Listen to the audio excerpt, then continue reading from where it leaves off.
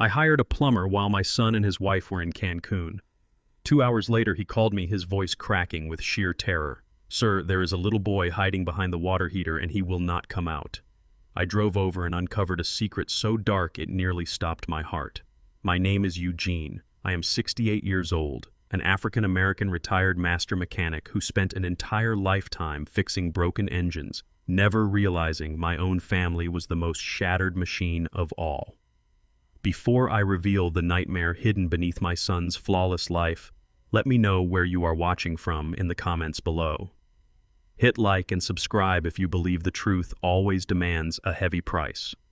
The piercing scream of my table saw cut through the heavy silence of my woodworking shop. I was carefully shaping a piece of solid oak when my cell phone vibrated violently across the dusty workbench. I wiped the thick grease and sawdust from my calloused hands and answered. It was Pete, the trusted plumber I had hired early that morning. My son DeAndre and his affluent white wife Megan had flown to Cancun for a luxury vacation the night before.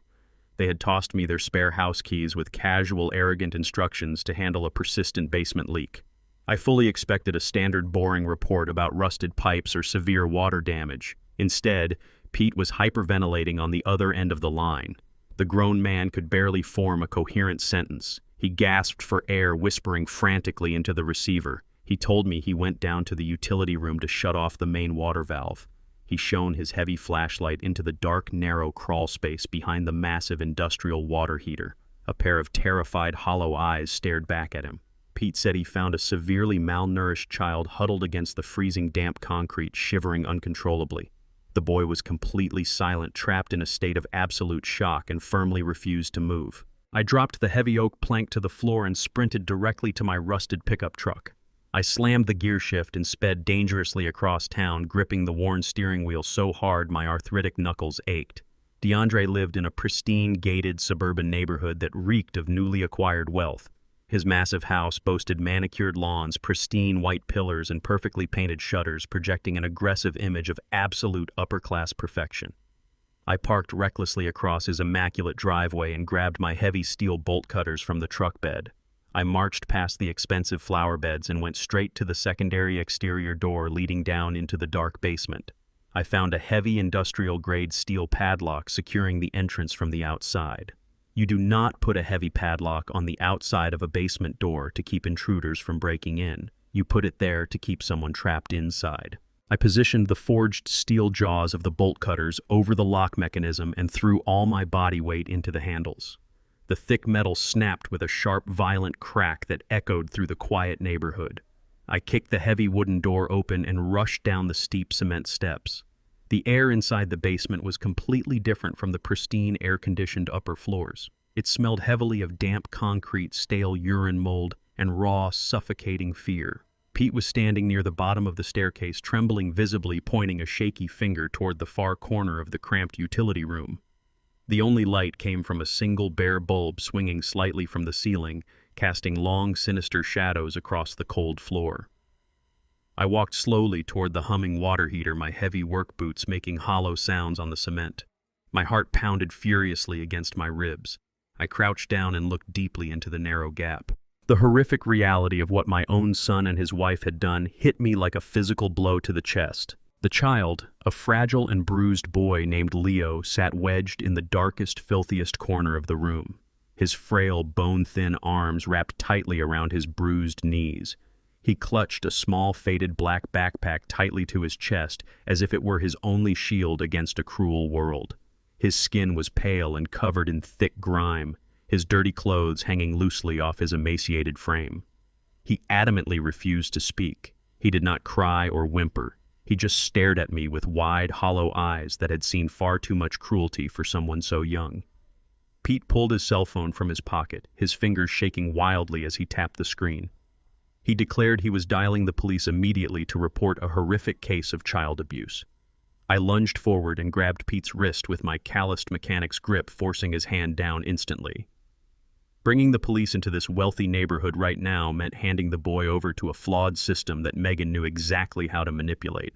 The word of an affluent, well-connected white woman would easily crush the testimony of an elderly black grandfather. I needed to assess the battlefield first. I knelt closer to Leo, keeping my hands visible, open, and non-threatening. As the dim overhead light caught the side of the boy's fragile neck, a wave of cold, murderous fury washed over me.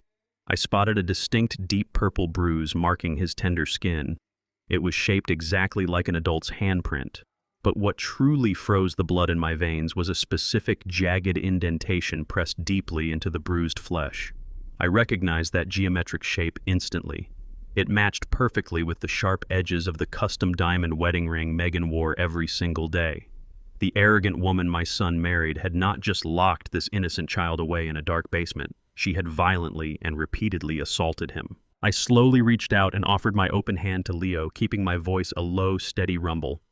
It took several tense, agonizing moments, but the terrified boy finally uncurled his battered legs and crawled out from behind the rusted water heater.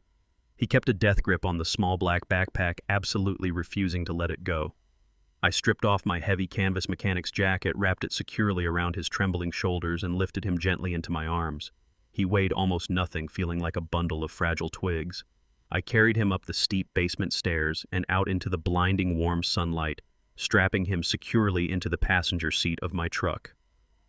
Pete watched me in stunned, breathless silence, completely paralyzed by the sheer horror of the discovery. I turned to Pete and told him to pack up his plumbing tools immediately and forget he ever saw anything in this house today. I looked him dead in the eye and promised him I would personally dismantle the monsters responsible for this atrocity. I closed the heavy truck door and climbed into the driver's seat, my mind already calculating my next moves. Before I could even turn the ignition key, my cell phone vibrated violently against the cracked plastic dashboard. I stared down at the bright screen. DeAndre was calling from Mexico. The display flashed with the name of the son I had worked 3 grueling jobs to raise, the son I had bled for, the son who was currently drinking expensive margaritas on a luxury beach while a battered child starved in his locked basement. My jaw tightened so hard my teeth ached. The initial shock evaporated. The anger I felt was no longer a hot, explosive rage. It permanently morphed into a cold, calculated, and ruthless determination. I was going to tear down the fake, pristine empire he had built brick by brick. I swiped the screen and answered the call, forcing my voice to sound perfectly normal. DeAndre's voice comes through the speaker, backed by the pulsating bass of a Mexican beach club and the sharp clinking of expensive glassware. He sounds entirely unbothered, casually asking if the plumber managed to patch up the basement pipes without leaving dirty water stains on the imported hardwood floors. Eugene forces his breathing to slow, keeping his tone measured and casual despite the adrenaline surging through his veins. He drops a tactical question, asking his son if he or Megan happens to be watching a neighbor's pet or perhaps babysitting a child for the weekend. DeAndre lets out a sharp, dismissive laugh that chills Eugene to the bone. The son he raised insists the house is completely empty and emphasizes the critical importance of engaging the exterior heavy-duty deadbolts before driving away. DeAndre specifically mentions turning the master key twice to ensure nothing can force the door open from the inside. The sheer casualness of the instruction acts as a physical blow to Eugene. The elaborate security system and the reinforced steel locks on that house are not designed to protect a fortune from outside intruders. They are meticulously installed to keep a small, fragile boy permanently locked in the dark. Eugene grips the steering wheel, his knuckles turning pale, and promises his son that the door will be secured exactly as requested. He ends the call as the blaring music from Cancun fades into the quiet hum of his truck engine. The betrayal settles heavily in the cramped cab of the pickup. DeAndre is not just a negligent bystander who turned a blind eye. He is an active, calculating warden in his own home. Eugene puts the truck in gear, looking over at the silent boy trembling in the passenger seat, and drives away from the pristine suburban prison. Eugene drives straight to his modest single-story home on the south side of town, far from the manicured lawns of his son's gated community. The house smells of motor oil, old leather, and safety. He leads Leo directly to the kitchen and sets a warm, hearty bowl of chicken soup on the worn wooden table. The boy stares at the bowl for a fleeting second before attacking the food, ravenously swallowing the hot broth with a desperate, starving urgency. He does not utter a single word, keeping his eyes darting toward the front door, as if anticipating a sudden attack from the shadows. Eugene speaks in a low, soothing rhythm, assuring the boy that no one will enter this house without a direct invitation. After the bowl is scraped clean, Eugene guides Leo to the bathroom to wash away the thick layers of basement grime. As the warm water washes over the child's fragile frame, the full extent of the physical abuse reveals itself in the harsh bathroom light. Eugene gently wipes the boy's forearms and freezes. Deep, angry, and fully healed scars form perfect rings around Leo's tiny wrists. The distinct, jagged ridges in the scarred tissue are the undeniable signature of thick industrial zip ties. Eugene remembers using those exact heavy-duty plastic ties to secure heavy truck transmissions in his shop. Seeing those violent marks permanently etched into a child's skin forces a wave of raw nausea up Eugene's throat. Megan and DeAndre had bound this boy like a piece of cargo, leaving him tied in the dark concrete room for days on end. Eugene grabs a soft towel, wrapping the boy tightly, pushing down the fierce urge to scream. The grandfatherly instinct to nurture collides directly with a cold, hardened resolve to completely destroy the people responsible. Exhaustion quickly overtakes the fragile boy the moment he feels the unfamiliar warmth and security of a safe environment.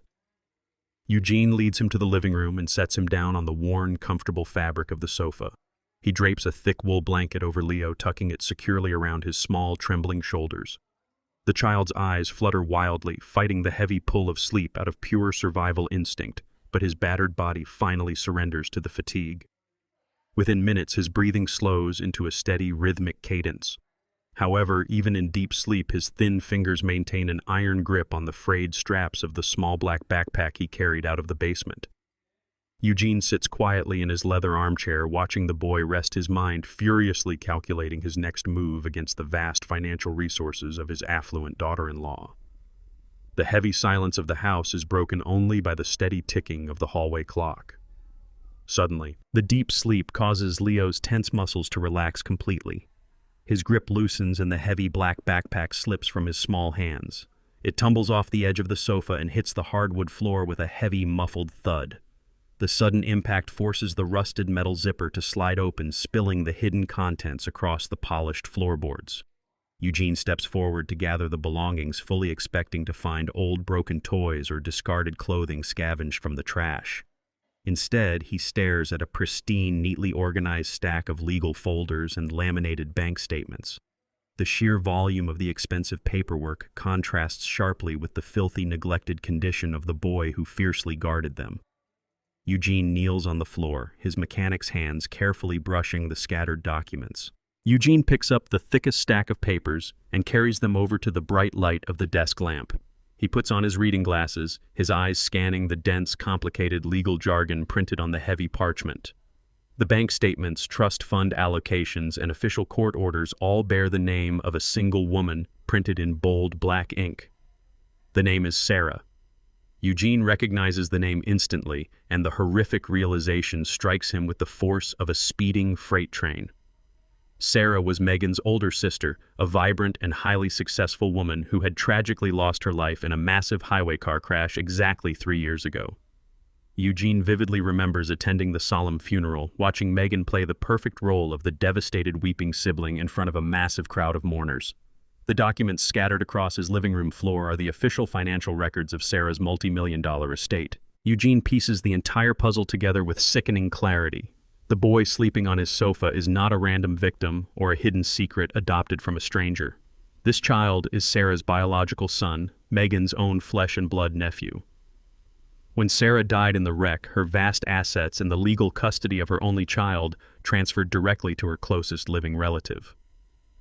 Megan inherited everything. She eagerly took the boy in, paraded her profound grief for the cameras, and then quietly locked her sister's child in a damp, lightless basement to systematically drain his inheritance. Eugene stares at the staggering figures printed on the bank statements, realizing that his son DeAndre married a monster and then willingly became one himself to fund his lavish lifestyle. The silence of the room is suddenly shattered by the aggressive, rhythmic pounding of a heavy fist against Eugene's front door. The harsh yellow beam of the desk lamp cuts through the gloom of Eugene's living room, illuminating the scattered papers spread across his worn oak table. Eugene pushes his heavy wire-rimmed reading glasses up the bridge of his nose. He leans forward, his grease-stained index finger tracing the sharp black text of the legal and financial documents. The thick parchment feels alien against his rough working hands. The header of the main document reads, "The Sarah Elizabeth Beneficiary Trust," in stark formal lettering. The numbers printed beneath the dense legal jargon strike Eugene with the physical force of a sledgehammer. The documents outline a massive trust fund holding a staggering $3 million. The funds were established directly for Leo's welfare following the sudden and tragic death of his mother 3 years prior. Eugene flips through the pages, his breath hitching as he matches the dates of the initial deposits to the exact timeline of Sarah's fatal car crash. The paper trail is meticulous and undeniable. An entire financial empire was quietly and legally transferred to ensure the surviving child would want for nothing. Instead of providing security, that vast sum of money became a death sentence for an innocent boy. Eugene grips the edge of the table as the puzzle pieces forcefully snap together. The quiet, grieving sister routine Megan played at the funeral was nothing more than a calculated performance. She shed her tears for the cameras, accepted the condolences of a weeping community, and immediately set her sights on the $3 million sitting unprotected in a minor's trust account. Eugene stares at the balance printed at the bottom of the page, the sheer magnitude of the greed freezing the blood in his veins. Eugene turns to the next page of the thick folder, his eyes scanning the dense columns of the banking statements. Megan is explicitly listed as the sole legal guardian and the primary executor of the entire estate until the boy turns 18. The ledger reveals a meticulous, systematic plundering of the child's future. Every single month on the very first day, exactly $20,000 vanishes from the primary account. Eugene reads the transaction descriptions printed beside each massive withdrawal. The funds are legally categorized and justified under the label of specialized in-home medical care and advanced pediatric therapy. The horrific reality of the situation settles heavily into Eugene's chest. DeAndre and Megan are not spending a single dime of that money on doctors, nurses, or rehabilitation. They are intentionally imprisoning a helpless, terrified boy in a filthy, dark basement to freely drain a massive fortune. The locked door, the heavy padlocks, and the absolute isolation are all structural requirements for their ongoing fraud. By keeping Leo completely hidden from the outside world, they prevent teachers, doctors, or curious neighbors from asking questions about the phantom medical treatments. They starve him in the dark while simultaneously submitting fraudulent invoices to the trust administrators. The calculated cruelty required to execute such a scheme requires a total absence of human empathy. Eugene stares at the $20,000 recurring charge, imagining the damp concrete floor where Leo spent his days in total darkness. Megan and DeAndre manufactured a fake illness to justify the financial bleeding, transforming a living, breathing child into a silent, captive cash cow. The pristine bank statements definitively answer every lingering question Eugene harbored over the past 3 years. Eugene finally understands how a mid-level corporate manager like DeAndre suddenly afforded a brand-new custom-ordered Porsche and continuous lavish vacations to private resorts in Cancun. The aggressive display of upper-class perfection was completely financed by the silent suffering of a chained child. DeAndre had looked his own father in the eye, bragging about his promotions and his sharp financial acumen while actively starving a little boy just a few miles away. The profound betrayal extinguishes any remaining shred of paternal instinct Eugene holds for his son. The man currently drinking expensive margaritas on a Mexican beach is a predator masquerading as family. Eugene pushes the documents aside and firmly grabs his cell phone from the desk. He navigates to his contacts, finding the direct number for his longtime attorney, Hayes. Hayes is a ruthless, brilliant lawyer who knows exactly how to navigate the vicious currents of the legal system. Eugene needs ironclad advice before he makes a single move that could jeopardize Leo's safety. He presses the call button and lifts the phone to his ear, listening to the first sharp ringtone echoing in the receiver. Before the second ring can sound, a violent, deafening crash shatters the absolute silence of the house. A heavy fist pounds rhythmically against Eugene's front door. The thick wood groans under the sheer force of the blows. The sudden, aggressive knocking at this late hour is a direct threat signaling that the safety of Eugene's home has just been compromised. Eugene instantly drops the phone onto the desk, severing the call to Hayes before it connects. He motions for Leo to remain absolutely still on the sofa. The child's eyes are wide with renewed terror, his small body pressing deep into the cushions as if trying to disappear. Eugene moves across the living room with the silent, practiced grace of a man who knows how to navigate danger. He keeps his footsteps exceptionally light, avoiding the creaking floorboards near the hallway. He presses his back flush against the wall beside the front door, slowing his breathing to a silent, measured rhythm. The pounding strikes the wood again, forceful and demanding, vibrating through the wall against Eugene's spine. He carefully leans over and peers through the small, scratched glass of the peephole. The yellow porch light casts a harsh glow over the intruder standing on his welcome mat. A massive, muscular man wearing a black tactical jacket and heavy combat boots waits impatiently outside. The man's face is cold, expressionless, and completely devoid of the usual frustration of a late-night visitor. His posture is strictly professional, embodying the aggressive stance of someone hired to perform a violent job. Eugene's gaze drops from the man's broad shoulders down to his right hand. The intruder tightly grips a heavy, solid steel crowbar, the curved edge catching the dim porch light. This is not a random burglar or a confused neighbor. The arrival is too fast, too perfectly timed. Megan and DeAndre must have recognized the security breach through their remote basement cameras, and the monster standing on the porch has been sent to erase their tracks. The heavy oak front door trembles violently under the immense, terrifying physical force of the stranger's relentless pounding. Eugene backs away slowly from the entryway, keeping his sharp gaze locked on the rattling brass hinges. He raises a calm hand to signal absolute silence to Leo. The battered child shrinks deeper into the dark shadows of the living room sofa, his eyes wide with a familiar paralyzing terror.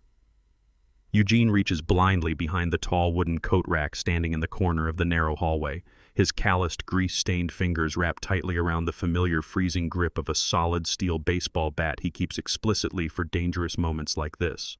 The aggressive pounding stops abruptly, instantly replaced by a deep, authoritative voice shouting loudly through the thick wood. The man outside firmly identifies himself as an armed response agent from the local neighborhood security firm. He confidently claims a perimeter breach triggered a silent alarm and demands immediate entry to perform a mandatory welfare check.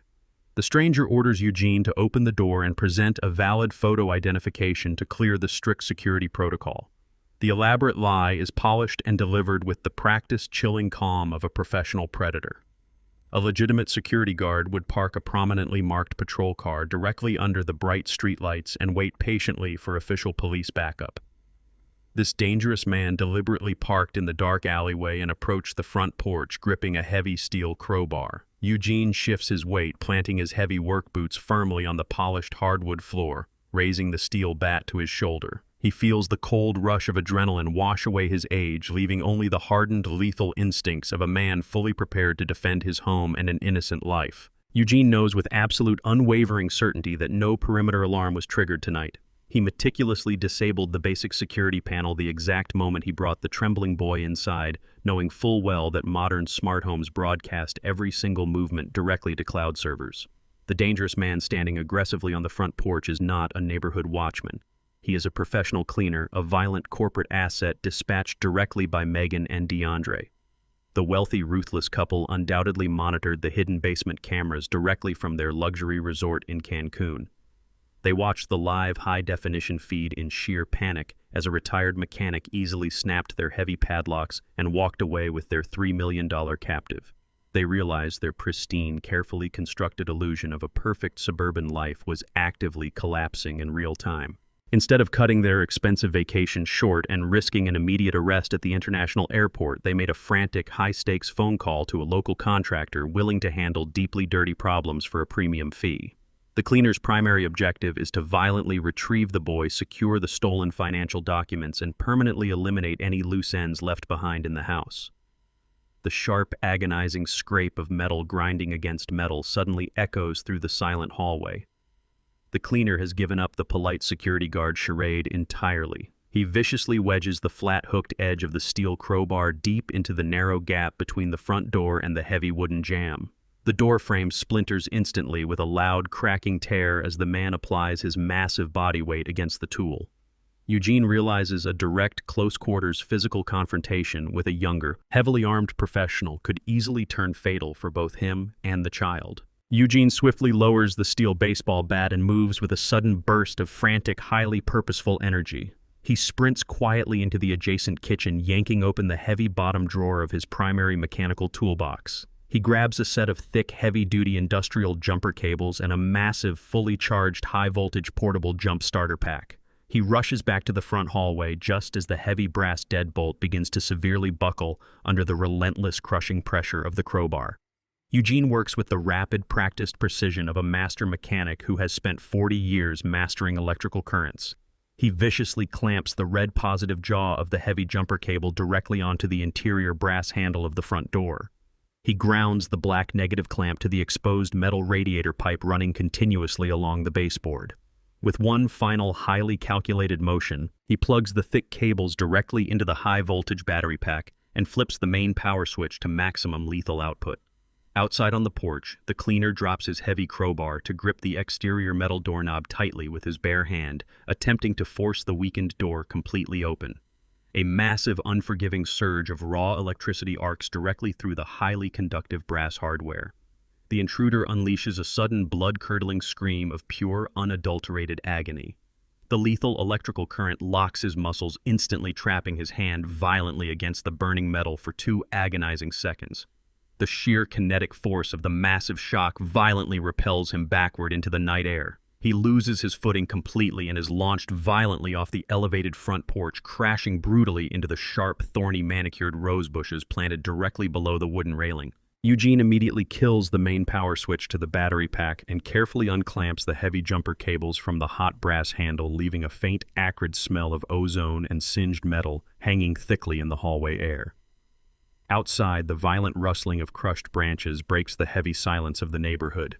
The fallen cleaner curses violently, a string of breathless, pain-filled threats echoing loudly from the absolute darkness. Eugene hears the heavy, frantic scrambling of tactical boots tearing aggressively across the damp suburban grass. The severely injured man retreats rapidly down the dark side alley, actively choosing immediate survival over completing his highly paid contracted assignment. The immediate physical threat is temporarily neutralized, but Eugene knows a professional cleaner will simply regroup, bandage his wounds, and return with overwhelmingly lethal intent. He grabs his heavy industrial flashlight and moves quickly through the kitchen, sliding the heavy steel deadbolt on the reinforced back door. He steps out onto the quiet rear patio to carefully assess his primary escape route. He points the bright focused beam of the flashlight directly at his trusted rusted pickup truck parked in the gravel driveway. A fresh, paralyzing wave of cold dread washes over him instantly. The heavy vehicle sits awkwardly low to the concrete, listing heavily and unnaturally to the left side. Eugene sweeps the bright light across the wheels. All 4 thick, all-terrain tires have been viciously slashed to ribbons. The deep, jagged cuts expose the inner steel belts, rendering the vehicle completely useless. The cleaner did not just come here to break down the front door. He systematically neutralized Eugene's only method of transportation before announcing his violent presence. The brutal realization hits Eugene with absolute clarity. The cleaner intentionally trapped them at the dark, isolated house. The first light of dawn casts a pale gray glow over the quiet streets of the south side. The heavy metallic clank of a car door closing breaks the early morning silence. Eugene stands by the window watching his longtime lawyer and trusted friend Hayes pull a sleek, dark sedan into the narrow, overgrown alleyway directly behind his modest home. Eugene moves with sudden, deliberate urgency. He grabs a heavy wool coat from the hall closet and drapes it securely over Leo's fragile shoulders, making sure the boy is completely covered and hidden from any prying eyes. He grips Leo's small hand firmly, offering a silent promise of protection, and guides him quickly out the back door. They hurry across the damp grass and slide into the back seat of Hayes's waiting car. Hayes does not ask any unnecessary questions. He takes one look at the bruised, silent child in the rearview mirror, grips the steering wheel, and immediately accelerates down the alley. They navigate a labyrinth of back streets and industrial service roads, deliberately avoiding the main thoroughfares and intersection cameras. The tension in the car is palpable, a thick, suffocating weight pressing against their chests. They finally arrive at an underground parking garage attached to a towering glass office building in the center of the downtown business district. Hayes uses a private coded elevator to bring Eugene and Leo directly up to his secure, heavily soundproofed legal suite on the 20th floor. The heavy oak doors lock behind them with a solid, reassuring click. Eugene finally allows himself a shallow breath, but the battle is only just beginning. Hayes sits down at his massive mahogany desk, his fingers flying rapidly across the glowing keyboard of his secure computer terminal. He logs directly into a restricted legal database, bypassing standard public records to dig deep into the probate court filings associated with Sarah's estate. The silence in the room is broken only by the rapid clicking of the keys and the soft, rhythmic hum of the central air conditioning. Eugene stands near the window, keeping a protective hand resting lightly on Leo's shoulder, watching Hayes's expression shift from focused concentration to absolute, unadulterated horror. Hayes turns the monitor around to face Eugene, pointing a trembling finger at a series of scanned official documents bearing the seal of a prominent private medical clinic. Megan, utilizing her vast financial resources, had quietly hired an unscrupulous, highly paid specialist to fabricate a comprehensive, entirely fictional medical history for Leo. The falsified records officially and legally declare the boy to be severely brain-damaged, non-communicative, and dangerously prone to violent, uncontrollable outbursts. The documents paint a terrifying picture of a child who requires constant, isolated, and specialized restraint for his own physical safety. Megan engineered a legally binding narrative that effectively dehumanized her own nephew, transforming a perfectly healthy, terrified boy into a violent clinical diagnosis. She built a paper wall of lies so thick and so official that any outsider looking at the file would instantly believe her horrific actions were completely justified medical interventions. The legal strategy Megan and DeAndre employed is a masterpiece of calculated bureaucratic evil. Eugene reads the sworn affidavits attached to the fake medical reports. DeAndre's signature sits boldly at the bottom of the page, proudly declaring himself the deeply concerned, loving stepfather who is desperately trying to manage a severely ill child. They created an impenetrable legal shield specifically designed to protect their ongoing financial exploitation. Hayes leans back in his chair, running a hand over his face, and bluntly lays out the brutal reality of their current situation. If Eugene marches into a police precinct right now with Leo, he will not be greeted as a savior. Megan's high-priced legal team will immediately present the forged medical documents to the authorities. She will confidently and tearfully claim that Eugene, a disgruntled and estranged grandfather, violently kidnapped a severely mentally unstable child who desperately requires specialized restraint. The deeply ingrained biases of the system will inevitably side with a wealthy, crying white mother and a successful corporate executive. They will easily crush the frantic testimony of an elderly working-class black mechanic. Eugene realizes that the very institutions designed to protect children have been expertly weaponized to protect a monster. He cannot simply call the police. He must completely dismantle the legal fortress Megan has built before he can expose the truth. The heavy, oppressive silence in the law office is suddenly shattered by the shrill, demanding ring of the secure line on Hayes's desk. Hayes snatches the receiver, his brow furrowing as he listens intently to the voice on the other end. It is a highly trusted contact, a senior lieutenant down at the main precinct who owes Hayes several major favors. The lieutenant speaks quickly, delivering a frantic, urgent warning. He informs Hayes that Child Protective Services, acting in direct coordination with the local police department, just received an urgent, highly detailed, anonymous tip. The caller, completely masking their voice, accused Eugene of violently abducting a severely disabled child from a suburban home.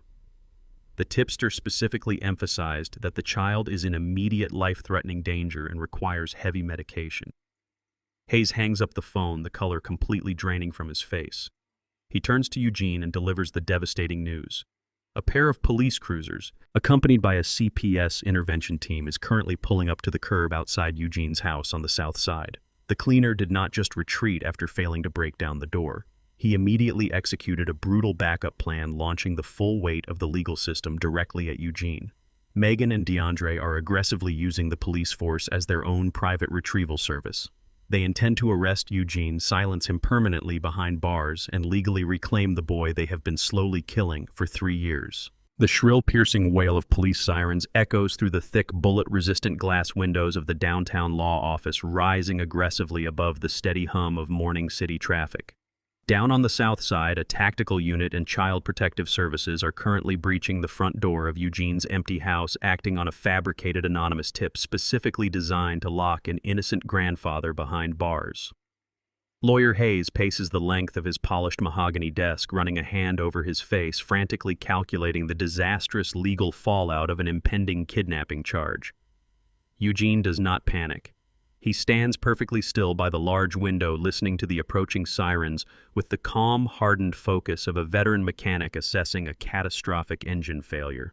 The system has been expertly weaponized against him, creating an impenetrable shield of bureaucracy and lies around his wealthy son. Eugene knows that engaging with the police right now will only result in Leo being returned to his abusers under the ironclad protection of forged medical documents. He pulls his heavy, grease-stained cell phone from his pocket and bypasses the local authorities entirely. He navigates past the emergency dial screen and presses the green call button next to DeAndre's name. The international dialing tone rings out sharp and metallic, slicing through the heavy, suffocating tension of the law office. Eugene holds the phone to his ear, his calloused thumb resting firmly against the plastic casing.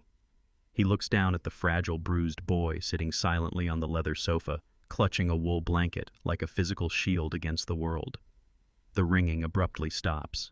The upbeat, rhythmic pulse of a Mexican resort club immediately bleeds through the receiver, followed by the sharp clinking of expensive glassware. DeAndre answers the phone, but the casual, arrogant vacationer facade is completely gone. DeAndre does not bother to feign ignorance or act like a concerned parent. His voice drops an entire octave, morphing into a cold, ruthless sneer that strips away decades of family history in a single callous breath. He explicitly commands Eugene to take the boy outside and hand him over to the private associate he dispatched to the house.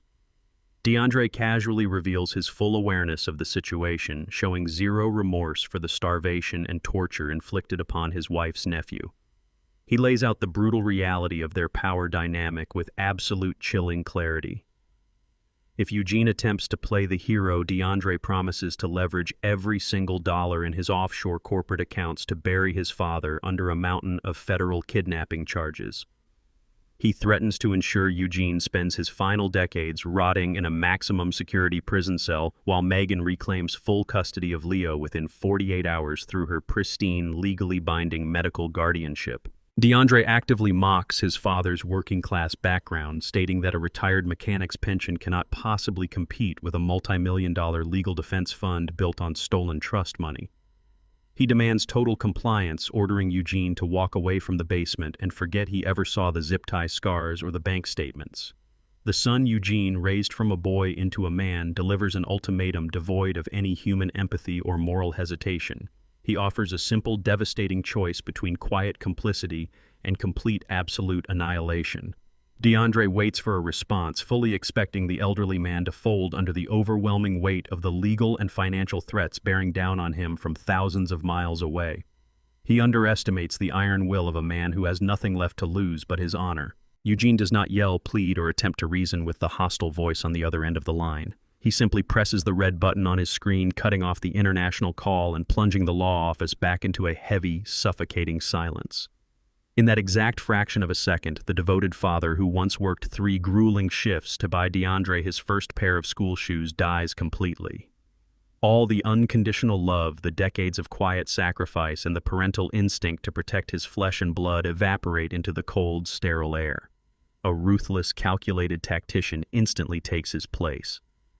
Eugene pockets his phone and turns to face his longtime attorney. He looks at Hayes with a gaze so intensely cold and focused that the lawyer stops his frantic pacing immediately. Eugene issues a set of rapid, non-negotiable instructions. He commands Hayes to take Leo entirely off the grid, bypassing any official safe houses or registered foster networks that Megan's expensive private investigators could easily trace. Hayes must transport the boy to an undocumented secure location far outside the city limits, a place where no warrants or malicious wellness checks can reach them. Eugene kneels in front of the bruised child, placing a gentle, reassuring hand on his small shoulder, making a solemn vow that the monsters will never lock him in the dark again. He stands back up and tosses his own truck keys onto the mahogany desk. He instructs Hayes to abandon the compromised vehicle and use his personal sedan to move the child immediately. The legal battle is temporarily paused. Eugene recognizes that a courtroom is completely useless without raw, irrefutable evidence that directly bypasses Megan's forged medical shield. Eugene absolutely refuses to retreat into hiding while a hired mercenary scours the city for an innocent child.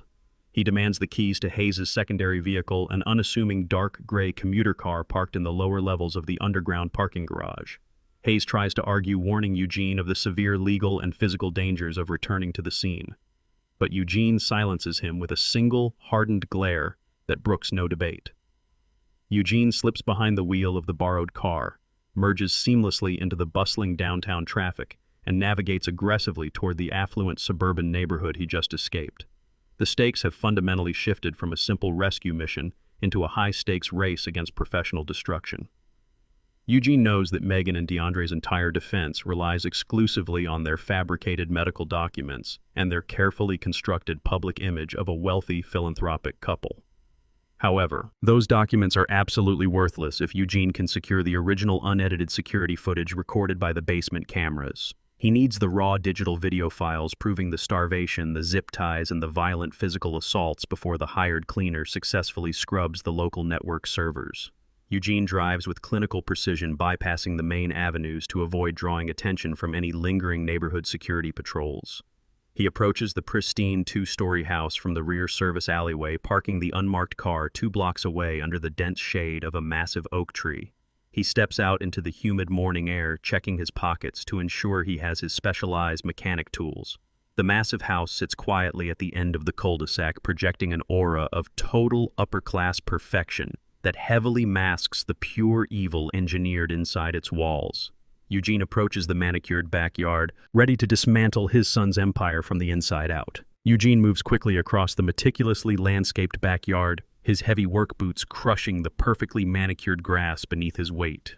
He approaches the expansive glass sliding doors of the rear patio, his eyes scanning the dark, pristine interior of his son's house. He pulls a spring-loaded center punch from the deep pocket of his coat, a hardened steel tool designed for shattering automotive safety glass.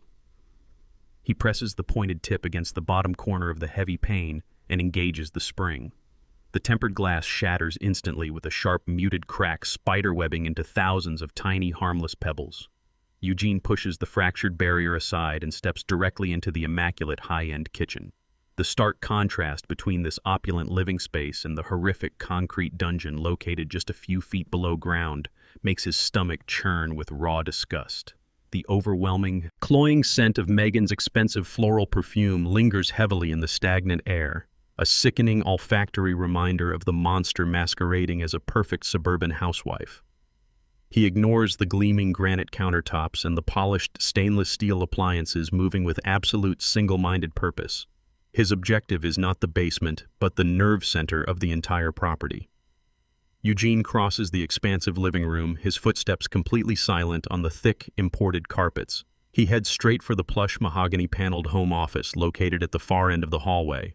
DeAndre always bragged about his state-of-the-art hardwired smart home system, a setup so aggressively secure it required a dedicated physical server rack to manage the continuous high-definition video feeds. Eugene knows that if the digital proof of Leo's captivity exists anywhere, it will be locked inside that specific room. He grips the brass handle, pushes the heavy office door open, and steps into the darkness. Eugene sweeps his heavy industrial flashlight across the sophisticated home office, immediately locating the tall black metal security server rack bolted securely into the corner closet.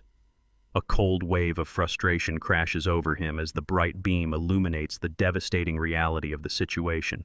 The thick bundles of fiber optic cables have been violently severed, and the heavy metal bays housing the primary storage drives are completely empty. The cleaner beat him to the digital evidence, expertly ripping out the hard drives before fleeing the neighborhood. Eugene stares at the dangling wires, his mind racing through the calculated paranoid psychology of his corporate son.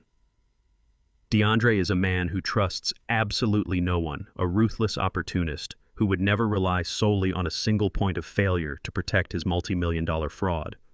He would demand a physical offline contingency plan to maintain total leverage over his operation. Eugene turns his attention away from the gutted server rack and drops heavily to his knees on the polished cherrywood floor. He begins to crawl across the room, aggressively rapping his calloused, grease-stained knuckles against the solid floorboards. He listens intently to the acoustic feedback moving methodically from the heavy mahogany desk toward the center of the room.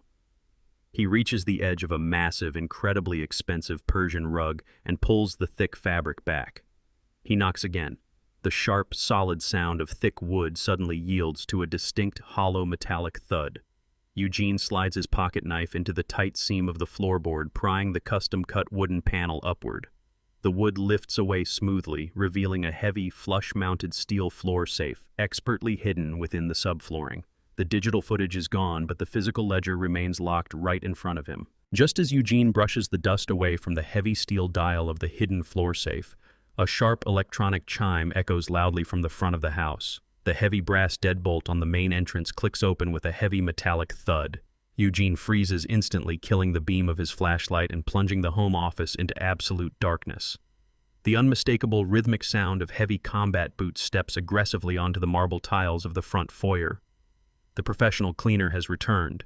The man likely secured the stolen hard drives in his vehicle and doubled back to finish scrubbing the crime scene of any lingering physical evidence.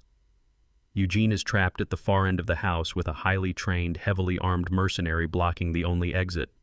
He forces his breathing to slow, pushing the sudden surge of adrenaline down into a cold, hyper-focused resolve.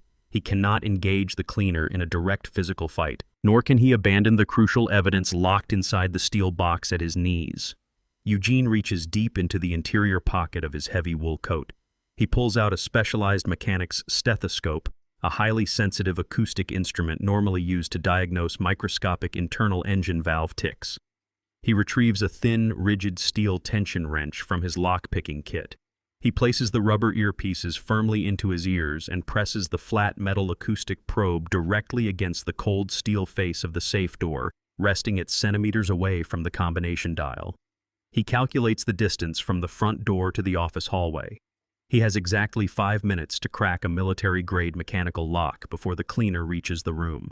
Eugene closes his eyes and slowly rotates the heavy steel dial, focusing entirely on the microscopic acoustic vibrations traveling through the stethoscope. The first heavy tumbler falls into place with a sharp, resonant click that echoes loudly in his ears. In the hallway, the heavy combat boots cross the living room, the slow, methodical footsteps signaling a man conducting a thorough room-by-room tactical sweep. Eugene reverses the rotation, his grease-stained fingers turning the dial with surgical precision. The second tumbler catches. The footsteps reach the base of the grand staircase just outside the office door. The cleaner pauses, his heavy boots shifting on the polished hardwood as he prepares to ascend to the master bedroom. Eugene spins the dial to the final number and applies sharp downward pressure on the tension wrench. The heavy locking bolts retract with a loud, distinct clunk. He yanks the heavy steel door open just as the cleaner's boot hits the first wooden tread of the staircase. Eugene reaches into the dark cavity of the safe and pulls out a thick crimson-red folder stuffed with laminated documents and encrypted flash drives. He shoves the red folder deep into his coat, instantly stands up and moves silently to the large bay window overlooking the backyard. He unlatches the heavy glass sash and slides it upward without making a single sound. The thick, sprawling branches of the massive oak tree brush directly against the exterior siding. Eugene steps out onto the windowsill, transferring his weight onto the sturdy wooden limb just as the brass handle of the home office door begins to turn. He scrambles down the rough, abrasive bark, vanishing completely into the dark shadows of the backyard while the cleaner steps into the empty room. Eugene steers the unmarked commuter car far beyond the manicured boundaries of his son's affluent neighborhood, pushing the engine until the sprawling suburban estates yield to the cracked asphalt of the city's forgotten industrial outskirts. He finally pulls into the empty, pothole-riddled parking lot of a deserted 24-hour diner. The flickering neon sign above the entrance casts a harsh, intermittent red glow across the dashboard. Eugene leaves the engine running and the heater blasting, ensuring the exhausted, traumatized boy remains safely asleep in the locked back seat, completely hidden beneath the heavy wool coat. He steps out into the freezing night air, the adrenaline that fueled his daring escape slowly bleeding away, leaving behind a profound, bone-deep ache. He walks inside the empty diner, the bell above the glass door chiming sharply in the hollow silence. A tired waitress behind the laminate counter wordlessly slides a thick ceramic mug of steaming black coffee across the counter. Eugene takes the mug and settles into a secluded corner booth facing the parking lot, keeping a vigilant, unbroken line of sight on the idling car outside. He sets his steaming coffee aside and reaches deep into the interior pocket of his heavy jacket. He extracts the thick crimson-red folder he liberated from DeAndre's hidden floor safe just moments before the cleaner breached the room. The heavy cardstock feels unnaturally cold against his calloused mechanic's hands. He slides his grease-stained thumb under the sealed flap and pries it open. He pulls the thick stack of laminated documents out into the harsh, unforgiving fluorescent light of the diner. He knows these pages hold the final missing pieces of a terrifying puzzle, and he braces himself for the absolute worst. He takes a slow, steadying breath, preparing his mind to uncover the true depths of his own son's unhinged greed. The very first document in the stack is a pristine, multi-page corporate contract printed on heavy, watermarked legal paper. Eugene pushes his wire-rimmed glasses up the bridge of his nose and squints at the bold, capitalized header. It is a comprehensive premium-tier life insurance policy taken out explicitly on Leo. The sheer volume of the coverage strikes Eugene with the physical force of a sledgehammer. The policy guarantees a staggering $5 million payout in the event of the child's accidental death. Eugene scans the dense, complicated legal jargon outlining the terms and conditions, his eyes immediately locking on to the designated beneficiary section. Megan is listed as the sole uncontested recipient of the entire multi-million-dollar fortune, with DeAndre cleverly named as the secondary executor. The cold, calculated nature of the paperwork makes Eugene's stomach turn. This is not a standard safety net established by a loving guardian. This is a highly lucrative bounty placed directly on the head of an innocent, imprisoned boy. Eugene turns to the final page of the contract, his gaze falling upon the official dates stamped by the underwriting firm in stark black ink. He cross-references the initiation date with the mandatory contestability clause printed in the fine margins. The brutal realization hits him with absolute sickening clarity. The mandatory waiting period required for the policy to become fully active and completely uncontestable expired exactly 24 hours ago. DeAndre and Megan waited patiently for the exact legal moment the insurance company would be forced to pay out without initiating a lengthy, suspicious fraud investigation. They placed a massive financial wager on the child's life, and yesterday that horrific bet officially matured. The timing is far too precise to be a coincidence. Every single element of this nightmare has been orchestrated to maximize their financial gain with zero personal risk. Eugene pushes the insurance policy aside, his hands trembling with a mixture of raw grief and boiling fury, and examines the next item hidden within the red folder. It is a large, folded architectural blueprint of DeAndre's pristine suburban home. Eugene spreads the heavy parchment flat across the sticky diner table, smoothing out the creased edges. His experienced mechanic's eyes instantly recognize the detailed, highly technical schematic markings. Someone has aggressively highlighted the intricate network of subterranean gas lines running directly beneath the expensive foundation. A thick fluorescent yellow marker traces the primary intake valve all the way to a specific localized junction located exactly inside the dark concrete basement room where Leo was kept chained. The horrific, premeditated truth slams into Eugene, extinguishing any lingering doubt about his son's true nature. The frantic phone call from Cancun regarding a sudden, urgent plumbing issue was a complete and total fabrication. There were no leaking water pipes threatening the imported hardwood floors above. The entire scenario was a meticulously engineered, highly volatile death trap. They intentionally sent Eugene into that lightless basement knowing his lifelong mechanic background would naturally prompt him to closely inspect the exposed utility lines. They desperately wanted an unsuspecting repairman to blindly manipulate the rigged plumbing and accidentally trigger a catastrophic high-pressure gas leak. Leo was specifically positioned to die in a massive tragic explosion that would completely incinerate the entire property and permanently destroy all physical evidence of his long-term abuse. Meanwhile, DeAndre and Megan were thousands of miles away, actively establishing an ironclad, highly documented alibi while sipping cocktails at a luxury resort surrounded by hundreds of independent witnesses. They had designed a flawless, remote-controlled execution, turning Eugene into the unwitting trigger. It was a blueprint for slaughter. The fact that Eugene immediately recognized the severe signs of abuse and absolutely refused to blindly tamper with the basement utility lines ultimately thwarted the explosive trap. That single hesitant decision during the fake plumbing job directly saved Leo's life and completely derailed his son's murderous timeline. Eugene stares intensely at the highlighted blueprint, rapidly piecing the entire chilling conspiracy together in his mind. He finally understands the true terrifying objective of the heavily armed cleaner currently hunting them across the sleeping city. Because the child is completely missing from the designated blast zone, the professional mercenary cannot simply detonate the house and walk away into the dark night. A massive life insurance payout of $5 million requires absolute, undeniable proof of death. The corporate insurance investigators will demand to see a verified body pulled directly from the smoking wreckage before they authorize the massive financial transfer to Megan's accounts. The cleaner's mission is not merely a simple retrieval operation to permanently silence a runaway captive. He must physically secure the boy, transport him back across the city, and lock him directly inside the rigged basement before manually triggering the fatal gas explosion. He needs the child's specific remains to perfectly match the fabricated narrative of a tragic, unavoidable household accident. Eugene folds the architectural blueprint and slides it securely back into the crimson-red folder, a cold, deeply calculating calm settling completely over his racing mind.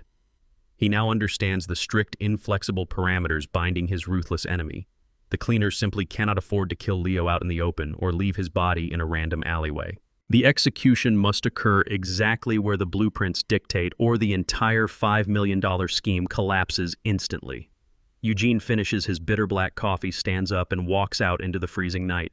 Eugene steps out of the diner into the freezing night air when the sudden violent vibration of his cell phone stops him dead in his tracks. He pulls the device from his coat pocket.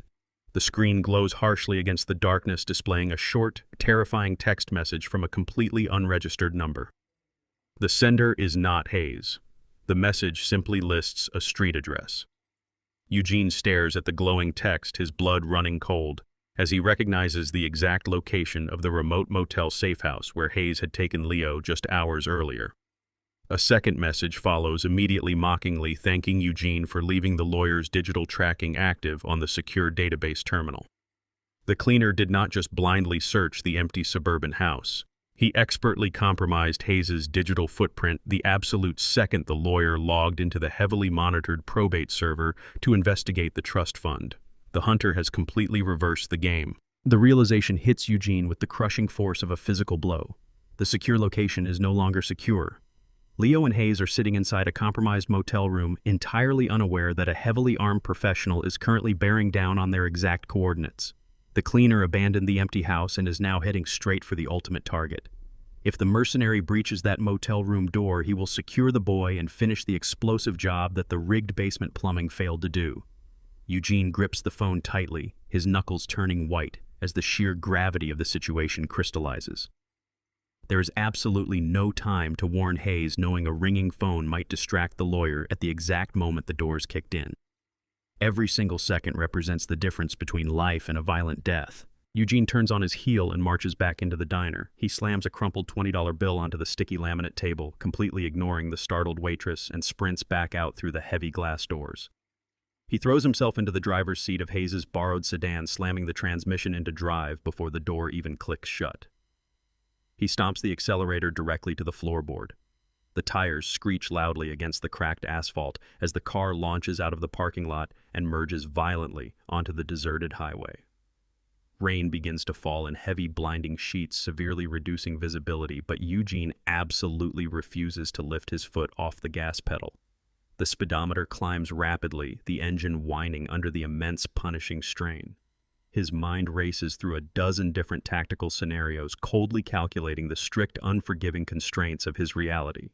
He cannot call the local highway patrol for an emergency intercept. Involving the police right now means activating the official system. The moment uniforms arrive at that motel, they will run Leo's name and immediately flag him as a missing, severely disabled child. The forged medical documents will absolutely dictate the entire police response. The authorities will legally and forcibly return the boy to Megan, placing him right back into the pristine suburban slaughterhouse under the guise of state protection. The system is inherently rigged to protect the wealthy and instantly punish the poor. The only way to permanently dismantle this deadly trap is to completely neutralize the physical threat before the legal battle even begins. Eugene tightens his grip on the steering wheel, his vision tunneling through the rhythmic swipe of the windshield wipers. Eugene must end the threat himself. The heavy rain completely saturates the dark, winding rural roads by the time Eugene finally spots the flickering neon sign of the roadside motel. He cuts the headlights of the sedan, immediately letting the vehicle coast silently down the gravel shoulder to avoid alerting anyone to his arrival. He creeps the car around the rusted perimeter fence and glides into the unlit rear parking lot. Through the torrential downpour, Eugene spots a heavy black tactical pickup truck idling aggressively near the far end of the dilapidated building. A massive figure stands on the narrow concrete walkway directly outside room number 7. The cleaner is completely soaked, using a heavy steel pry bar to methodically force the cheap metal doorframe inward. The man is seconds away from breaching the lock and executing the helpless occupants inside. Eugene does not hesitate. He grips the steering wheel, shifts his foot from the brake to the accelerator, and completely floors the gas pedal. The heavy sedan surges forward like a guided missile through the driving rain. The engine roars loudly, alerting the cleaner just a fraction of a second too late. The mercenary turns his head just as Eugene rams the sedan directly into the rear quarter panel of the black pickup truck. The violent metal-crushing impact shatters the quiet night. The massive collision forcefully shoves the heavy truck forward, pinning it violently against the concrete retaining wall and completely blocking the only vehicular escape route from the narrow courtyard. The deployed airbags in the sedan instantly punch Eugene in the chest, filling the cabin with thick, acrid smoke. He fights through the sudden disorientation, kicking his jammed car door open and stepping out into the freezing rain. The cleaner roars in pure, unadulterated rage, abandoning the splintered motel door and charging directly through the pouring rain. He swings the heavy steel pry bar in a wide, lethal arc aimed straight at Eugene's head. Eugene ducks under the sweeping blow, feeling the rush of displaced air graze his scalp. The younger man tackles Eugene at the waist, driving them both violently into the freezing rain-soaked mud of the parking lot. A brutal, desperate struggle ensues on the slippery ground. The mercenary possesses overwhelming youth and brute physical strength, driving a heavy fist into Eugene's ribs with bone-jarring force. Eugene fights back with the furious, unyielding determination of a grandfather actively protecting his blood. He reaches blindly into his deep coat pocket, his grease-stained fingers wrapping tightly around the cold, solid handle of a heavy steel mechanical wrench. As the cleaner rears back to deliver a crushing blow to Eugene's face, Eugene drives the heavy steel wrench upward with every ounce of his remaining strength. The solid metal connects directly with the cleaner's left collarbone.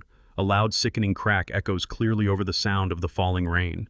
The mercenary screams in sudden, paralyzing agony, his left arm dropping completely uselessly to his side. The man collapses heavily into the mud, incapacitated by the shattering bone fracture. As he hits the ground, a black burner phone slips from his tactical vest pocket and lands face up in a shallow puddle. The screen illuminates instantly, casting a harsh blue glow across the muddy water. A new text message from Megan burns brightly on the cracked display. The message is short, cold, and undeniably damning. It reads, "Is it done? We fly back Tuesday for the body." Eugene stands over the groaning mercenary. He strips the heavy zip ties from the cleaner's tactical vest, repurposing the violent tools meant for Leo to bind the man's wrists and ankles. The cleaner writhes in the mud, clutching his shattered collarbone, but Eugene offers no mercy. He grabs the man by the collar of his tactical jacket and drags his dead weight across the flooded parking lot. Eugene hauls the mercenary into the bed of the black tactical pickup truck, slamming the heavy tailgate shut to securely trap his captive. The keys are still sitting in the ignition.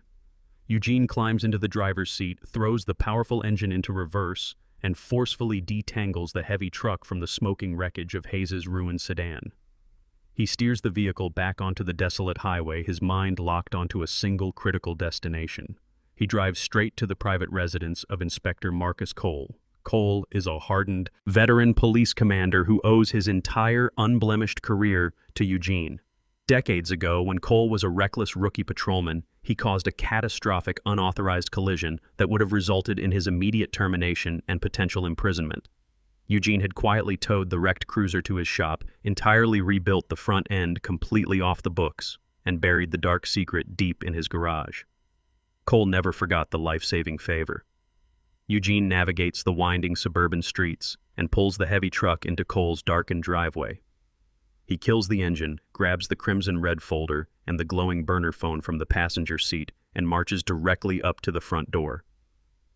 He pounds firmly on the solid wood, ready to collect a 30-year-old debt to completely dismantle his own flesh and blood.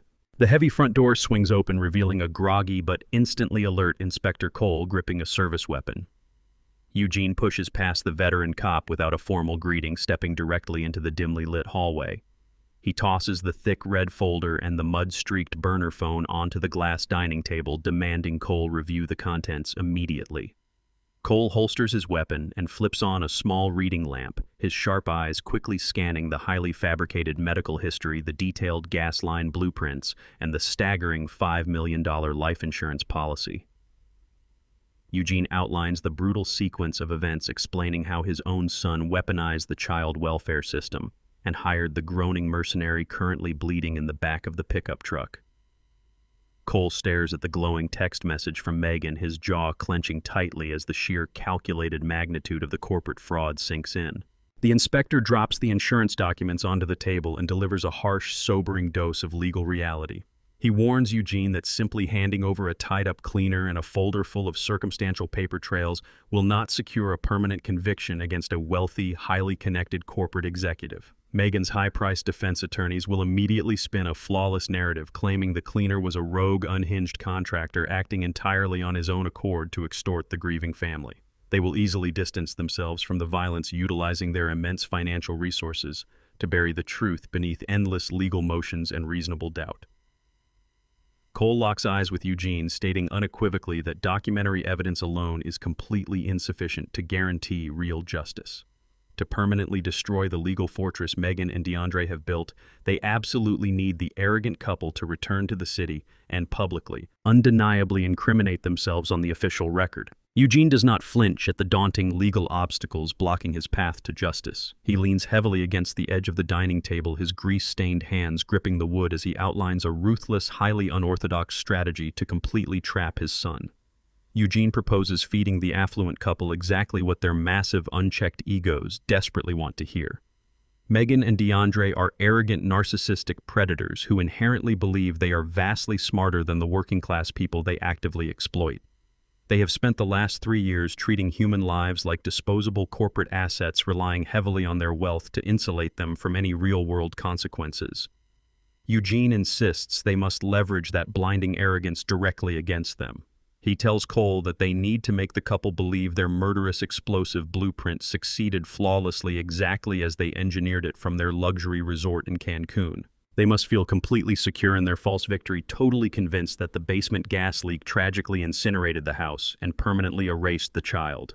By providing them with a profound manufactured sense of total security, Eugene plans to draw them out of their fortified Mexican safe haven and bring them directly back to the active crime scene. Once they voluntarily step onto the property to claim their multi-million-dollar insurance payout, their meticulously crafted alibi will unravel entirely. Eugene explains that confronting them with the living, breathing child they attempted to murder is the only way to shatter their polished corporate facade. The strategy requires immense precision and a complete willingness to bend the rigid rules of conventional law enforcement.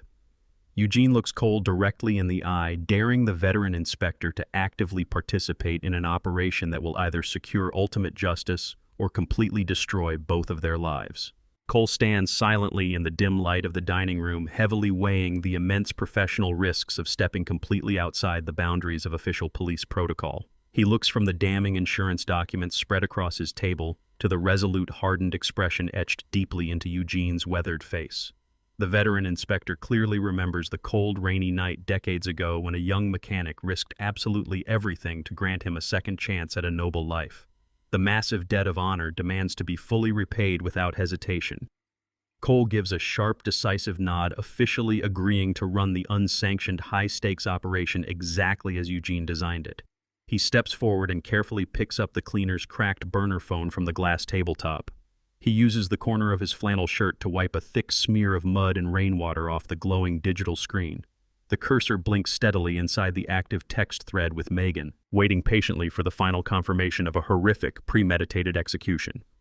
Cole taps the touchscreen with deliberate, practiced precision, perfectly mirroring the concise, emotionless tone of a professional mercenary reporting a successfully completed contract. He types out a short, definitive reply designed to completely seal the steel trap around the wealthy, unsuspecting predators. He hits the send button, watching the small digital indicator instantly confirm the successful delivery of the fatal message. The glowing screen reads, "The job is done. The fire has started." Cole places the burner phone face down on the table, the blue light fading to black. The dangerous bait has been successfully cast across international lines. Eugene turns toward the front door, his mind completely focused on the imminent, devastating confrontation waiting for DeAndre and Megan the exact moment their return flight touches down. The sterile fluorescent lights of the precinct interrogation room cast harsh shadows across Eugene's weathered face. He sits rigidly at the center of the scarred metal table, staring at the digital recording console positioned directly in front of him. Inspector Cole stands quietly in the corner, his seasoned hands expertly adjusting the audio feed dials to ensure absolute clarity. The heavy soundproofing of the concrete walls completely isolates them from the chaotic midnight activity of the police station outside. Eugene takes a slow, measured breath, forcing the violent adrenaline of the motel brawl down into a deep, frozen reservoir of pure calculation. He must now become the architect of his own son's absolute destruction. He reaches for the heavy black receiver resting on the table, a device securely wired directly into Cole's federal surveillance network. He punches in the familiar international sequence, his calloused, bruised fingers striking the plastic keys with heavy, deliberate force. The sharp rhythmic dial tone echoes loudly through the small room via the external speaker system. Eugene closes his eyes and mentally strips away the hardened tactician who just shattered a mercenary's collarbone. He forces himself to fully inhabit the role of a completely shattered, grieving grandfather who has just witnessed the unimaginable. The line connects with a sharp digital click, instantly bridging the gap between the cold interrogation room and the humid luxury of the Cancun resort. Background music pulses faintly before being muffled by the sound of a closing door. DeAndre answers the phone with a sharp, impatient tone, fully expecting a frantic plea for mercy or a terrified surrender from a beaten man. Eugene does not offer a greeting. He lets a heavy, suffocating silence stretch across the line, perfectly setting the stage for the devastating performance to come. Eugene forces his voice to tremble, injecting a raw, agonizing rasp into his throat as he finally speaks. He delivers the fabricated tragedy with chilling conviction, telling his son that a catastrophic gas leak completely leveled the suburban estate just over an hour ago. He describes a massive earth-shaking explosion that instantly reduced the pristine multi-million-dollar house to a smoldering crater of shattered timber and burning drywall. Eugene pauses, letting out a fractured, hyperventilating gasp, perfectly mimicking the absolute shock of a man delivering the worst news imaginable. He forces the final lethal lie through his teeth, stating that emergency rescue crews excavating the ruined basement discovered a small, entirely unidentifiable body, buried deep beneath the charred concrete rubble. The trap is perfectly set. DeAndre does not hesitate for a single fraction of a second. The arrogant corporate executive instantly morphs into a devastated, hysterical father. He unleashes a flawless, weeping performance over the international line, wailing with a sickeningly authentic pitch of parental agony. DeAndre screams Leo's name, sobbing heavily into the receiver, demanding to know how such a horrific tragedy could possibly occur while they were miles away. Eugene sits perfectly still in the interrogation room, his face an impenetrable mask of cold stone as he listens to his own flesh and blood manufacture pure grief. The sheer sociopathic ease with which DeAndre cries for a child he actively paid a mercenary to slaughter makes Eugene's stomach churn with profound disgust. He offers a few hollow, stumbling words of comfort to maintain the fragile illusion, allowing DeAndre to fully exhaust his theatrical display of misery. The recording reels spin silently on the metal table, capturing every single calculated sob and manufactured gasp for the official federal record. Eugene abruptly terminates the connection, letting the heavy black receiver drop onto the metal cradle with a sharp clatter. The echoing silence of the interrogation room returns immediately, heavy and suffocating. Cole does not speak. The veteran inspector simply steps forward and flips a sequence of heavy metal toggle switches on the surveillance console, instantly shifting the federal wiretap from Eugene's direct line to actively monitor DeAndre's outbound cellular traffic. They wait in total silence, the digital timer on the console ticking upward second by second. Eugene stares blankly at the metal table, knowing exactly what his son is doing at this very moment. DeAndre is not comforting his supposedly devastated wife. He is not frantically booking the first emergency flight home to deal with the horrific aftermath of a lost child. Exactly 2 minutes and 14 seconds after delivering his award-winning performance of weeping parental agony, DeAndre dials a new number. The automated greeting of a premium corporate life insurance firm bleeds clearly through the interrogation room speakers. DeAndre bypasses the standard menu prompts, urgently demanding to speak directly to the senior claims adjuster handling his high-tier account. His voice is perfectly steady, entirely devoid of the hysterical tears he manufactured for his father just moments prior. He coldly and methodically confirms the exact parameters of the $5 million accidental death coverage, specifically ensuring the mandatory waiting period has legally expired and the payout process can begin immediately upon receipt of a death certificate. Cole looks across the table at Eugene, a grim, satisfied nod confirming the kill shot. This single, incredibly arrogant phone call provides the absolute concrete evidence of premeditated corporate fraud. The steel jaws of the trap have officially snapped completely shut around DeAndre's neck. The harsh, bright morning sun of Tuesday illuminates the sprawling glass concourse of the International Arrivals Terminal. The massive automated doors slide open and DeAndre and Megan step out into the bustling crowd, projecting an aura of absolute crushing devastation. They are impeccably dressed in dark, conservative morning attire, perfectly curated to convey the image of a wealthy, respectable family shattered by an incomprehensible tragedy. Megan leans heavily against her husband, her face shielded by oversized black designer sunglasses, constantly dabbing at her dry eyes with a monogrammed tissue. DeAndre keeps a firm, protective arm wrapped tightly around her shoulders, his expression set into a mask of stoic, unwavering grief. They navigate the crowded terminal with slow, deliberate steps, fully aware of the media spectacle waiting for them just beyond the security checkpoints. The fabricated story of the catastrophic gas explosion and the tragic loss of their beloved, disabled child has completely saturated the morning news cycle.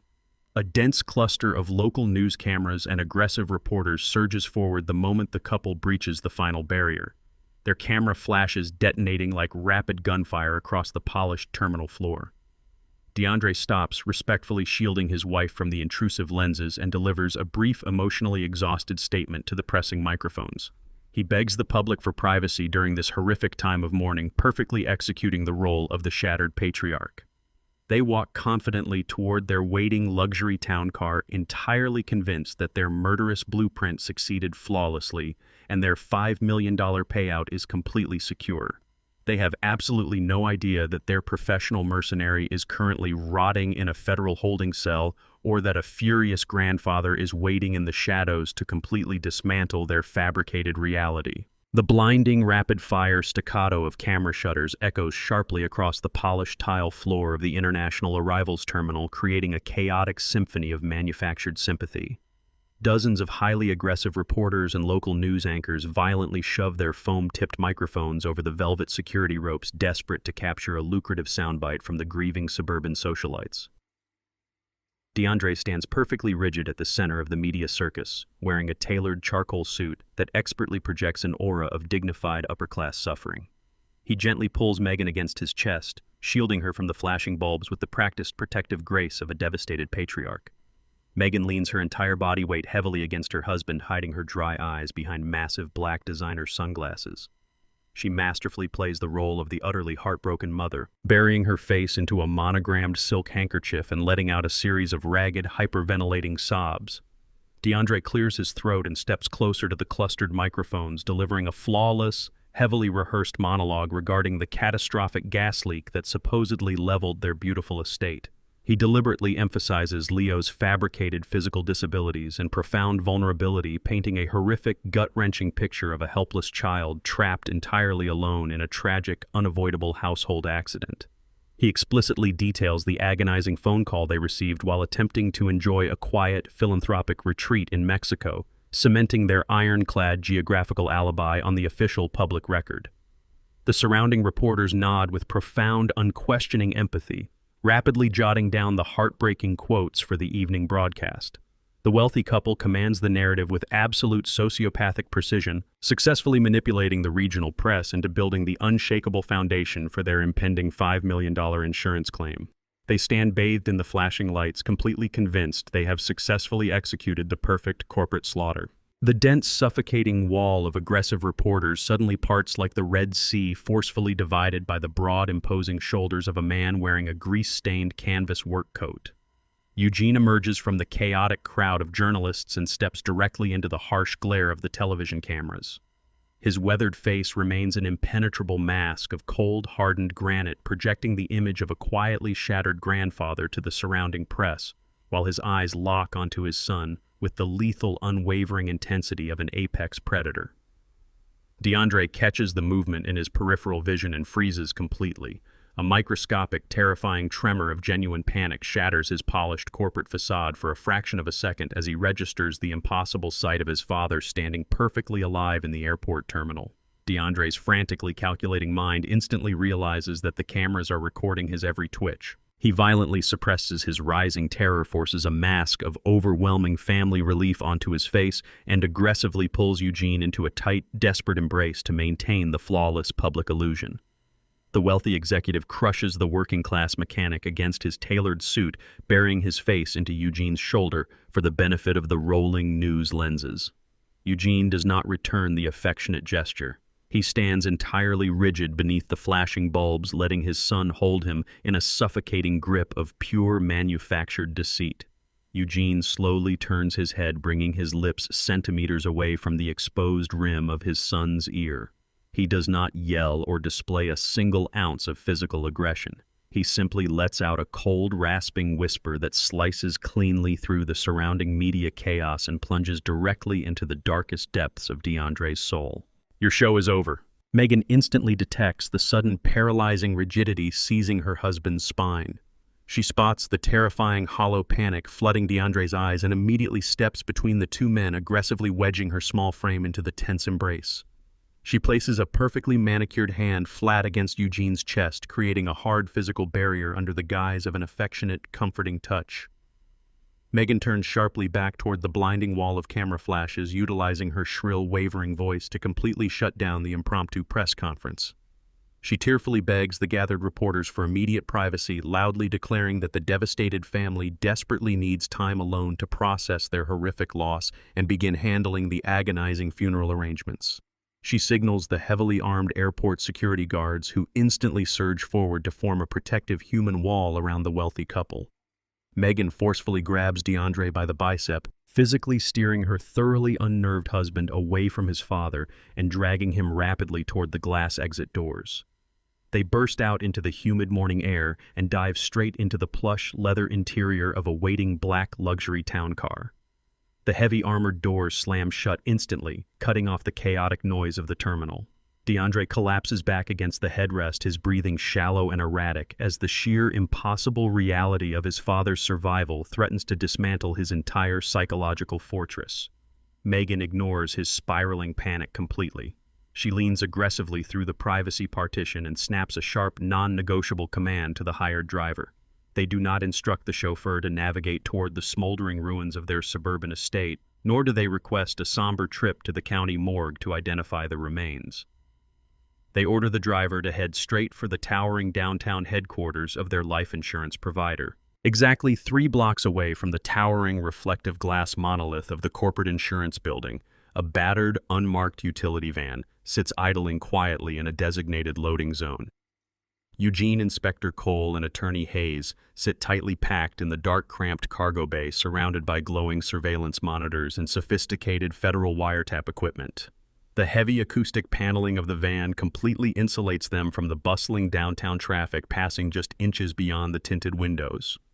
Cole adjusts the dials on the audio receiver, his hardened eyes tracking the real-time GPS signal actively pinging from the burner phone currently sitting in Megan's designer purse. Hayes sits rigidly on a metal folding chair, nervously clutching a thick leather briefcase containing the undeniable court-certified proof of Leo's survival and the heavily documented history of DeAndre's sweeping financial fraud. Eugene remains perfectly still by the side observation window, his calloused hands resting calmly on his knees. He watches intensely as the sleek black town car pulls smoothly up to the grand entrance of the insurance headquarters. The uniformed valet rushes forward, pulling the heavy door open with practiced, deferential urgency. DeAndre and Megan step out onto the sunlit concrete, straightening their designer morning clothes and adjusting their somber expressions before marching confidently toward the revolving glass doors. They are entirely blinded by their own colossal greed, marching aggressively into the corporate lobby to demand an immediate $5 million payout for a murder they firmly believe they successfully executed. They possess absolutely no idea that every single step they take inside that building is being strictly monitored, legally documented, and fed directly into a federal grand jury indictment. Eugene watches the glass doors swallow his son, leaning back into the dark shadows of the surveillance van as the steel jaws of the ultimate trap snap permanently shut. The expansive glass-walled boardroom of the insurance headquarters occupies the top floor of the downtown skyscraper, projecting an atmosphere of absolute financial supremacy. Sunlight streams across the polished mahogany table, illuminating the pristine crystal water pitchers and the thick leather executive chairs. DeAndre and Megan sit side by side, their posture radiating the quiet, dignified sorrow of grieving parents, while their eyes remain fixed with predatory anticipation on the man seated across from them. The man wears a sharply tailored suit and projects the calm, authoritative demeanor of a senior corporate claims adjuster, but he is actually a highly trained undercover federal agent actively operating under Inspector Cole's direct command. The agent offers his deepest manufactured condolences for their unimaginable loss, expertly playing into their colossal, unchecked egos. He reaches into his sleek leather portfolio and extracts a thick, watermarked document with a crisp, perforated edge attached to the bottom. With slow, deliberate precision, the undercover agent slides the freshly minted $5 million cashier's check across the gleaming mahogany surface. The heavy paper comes to a smooth halt precisely between DeAndre and Megan. The sheer magnitude of the printed numbers sits right in front of them, a tangible representation of their successful, murderous enterprise. DeAndre maintains his stoic mask, giving a solemn nod of gratitude, while Megan's perfectly manicured fingers twitch slightly against the armrest, betraying her barely contained greed. They believe they have officially crossed the finish line. They believe the corporate bureaucracy has fully accepted their fabricated narrative of a tragic gas leak without a single shred of suspicion. The agent folds his hands neatly on the table, allowing the couple to bask in their perceived victory for exactly 10 seconds before delivering the final, fatal condition required to release the massive fortune into their offshore accounts. The undercover agent clears his throat, breaking the heavy silence that has settled over the luxurious boardroom. He taps a manicured finger against a secondary stack of legal release forms and adopts a tone of apologetic corporate necessity. He explains that while the payout is fully authorized, the underwriting department requires one final procedural formality before the funds can be legally transferred. The agent details how the local fire marshal noted highly unusual circumstances surrounding the initial basement gas leak, specifically flagging the rapid acceleration of the blaze. Because the insurance policy involves a massive multi-million-dollar payout concerning a minor federal regulations mandate, a comprehensive chain of custody regarding the property's structural integrity. The agent looks directly at DeAndre, stating that corporate protocol demands the sworn, physical signature of the absolute last recorded family member to visit the estate prior to the catastrophic explosion. DeAndre's jaw clenches instantly, the color draining slightly from his face as the sudden legal hurdle threatens to stall their perfect financial victory. He begins to formulate a slick, evasive response, preparing to argue that his father is entirely unreachable and too emotionally fragile to participate in bureaucratic paperwork. Before DeAndre can utter a single syllable of his carefully constructed lie, the heavy oak doors of the boardroom swing open with a resounding thud. Eugene steps silently into the opulent corporate space, still wearing his grease-stained mechanic's coat and heavy work boots. The stark, jarring contrast between the wealthy executives and the rugged working-class grandfather instantly shatters the pristine atmosphere of the room. DeAndre and Megan freeze completely in their leather chairs, paralyzed by the impossible sight of the man they firmly believed was hiding in fear. The undercover agent gestures politely toward the empty chair at the end of the table, formally inviting Eugene to join the final settlement process. Eugene does not accept the invitation to sit. He anchors himself firmly by the heavy oak door, crossing his muscular arms over his chest like an immovable wall of stone. He locks his cold, unwavering gaze directly onto the $5 million check resting on the mahogany table, completely ignoring his son's frantic, silently pleading eyes. The undercover agent slides the silver pen and the final release document toward the edge of the table, formally requesting Eugene's signature to verify the condition of the basement prior to the fatal blast. Eugene looks up and flatly refuses to touch the pen. His voice is a low, dangerous rumble that echoes off the glass walls. He states unequivocally that he will not sign a single piece of paper until Megan looks him directly in the eye and swears on her life that she provided adequate loving care for the boy under her legal guardianship. The raw, direct challenge hangs heavily in the air, actively stripping away the polite corporate fiction covering their horrific crimes. Megan's posture goes completely rigid. The suffocating pressure of the missing money, the unexpected confrontation, and her own towering narcissism violently collide. Her carefully constructed mask of the grieving, devastated mother shatters into a million jagged pieces. She slams her hands down on the mahogany table and leaps to her feet, losing her temper in a spectacular, unhinged display of pure malice. Megan screams across the boardroom, her face contorted with vicious rage as she calls Eugene a pathetic, ignorant old man who understands absolutely nothing about the ruthless realities of wealth and power. She verbally attacks his working-class background, shrieking that his stubborn, outdated morality is actively standing in the way of her rightful compensation for enduring a disabled child she never wanted in the first place. DeAndre instantly recognizes the catastrophic legal danger of his wife's hysterical outburst. He leaps out of his chair, frantically reaching for Megan's arm in a desperate attempt to physically silence her and regain control of the rapidly deteriorating narrative. He urgently hisses her name, acutely aware that an insurance adjuster is witnessing this highly incriminating meltdown over a $5 million death benefit. Megan violently shoves DeAndre's hands away, completely blinded by her own venomous arrogance and her absolute obsession with the money sitting just inches away. She refuses to let an elderly mechanic dictate the terms of her hard-earned financial victory. She screams that she does not need the permission of a grease-stained nobody to claim what legally belongs to her. Ignoring her husband's terrified warnings, Megan lunges forward and snatches the heavy silver pen directly from the undercover agent's fingers. She pulls the death confirmation and the final payout release forms across the polished wood, pressing the nib of the pen fiercely against the thick paper. She furiously signs her full legal name on every single dotted line, her aggressive strokes leaving deep indentations on the page. She violently thrusts the signed documents back toward the agent, demanding the immediate release of the funds into her offshore accounts. Megan stands tall, her chest heaving with arrogant triumph, completely oblivious to the fatal reality of her actions. By putting her signature on those specific documents while actively confirming her intent to profit from a fabricated death, she has just legally sealed her absolute commitment to massive federal wire fraud and premeditated insurance tampering. Eugene watches her cap the silver pen with a chilling, satisfied silence. The trap has flawlessly executed its final irreversible mechanism, entirely fueled by her own unchecked greed. The dark blue ink of Megan's signature settles into the heavy grain of the corporate release form, permanently binding her to a multi-million-dollar act of premeditated fraud. She slides the silver pen back across the polished mahogany table with a sharp, dismissive flick of her wrist, her posture radiating arrogant triumph. The undercover federal agent, posing as the senior claims adjuster, calmly collects the signed document, silently securing the final, undeniable piece of physical evidence required for a federal indictment. Eugene stands perfectly still near the entrance, his weathered face an impenetrable mask of hardened stone, watching the absolute pinnacle of his daughter-in-law's unchecked greed. Megan completely ignores the mechanic's condemning gaze, her eyes locked entirely on the pristine cashier's check resting at the center of the table.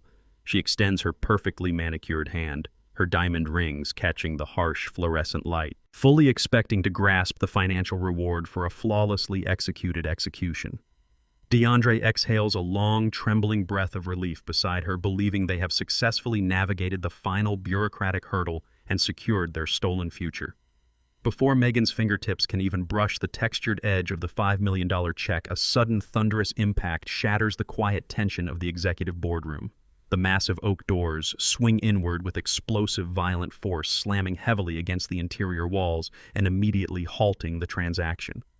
The sudden intrusion violently shatters the sterile corporate atmosphere, instantly replacing the quiet triumph of the wealthy couple with an overwhelming surge of kinetic energy. Megan recoils her hand, freezing in midair as the illusion of their perfect, untouchable superiority evaporates into the cold, conditioned air.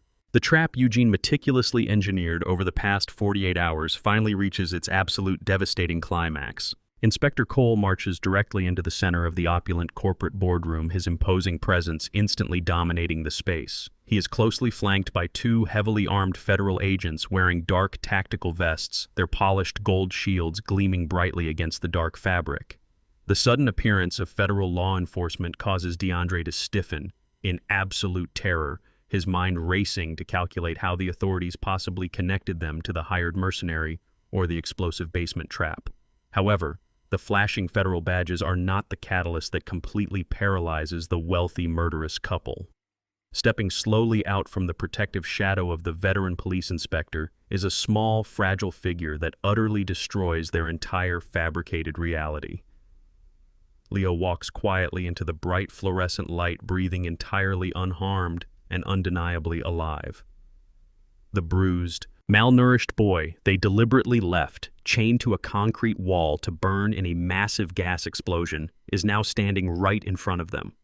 He is wearing a clean, oversized woolen sweater that swallows his frail frame, his small fingers gripping tightly to the reassuring hand of Attorney Hayes. Eugene watches the profound, unadulterated shock ripple across his son's face as the undeniable physical proof of their failed execution stares silently back at them. Hayes gently guides the boy forward, placing himself squarely between the traumatized child and the monstrous guardians who actively plotted his violent demise.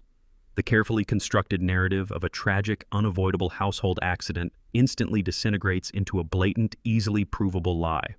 The towering mountain of fake medical histories, forged psychiatric evaluations, and fraudulent insurance claims collapses under the simple, devastating weight of the living child.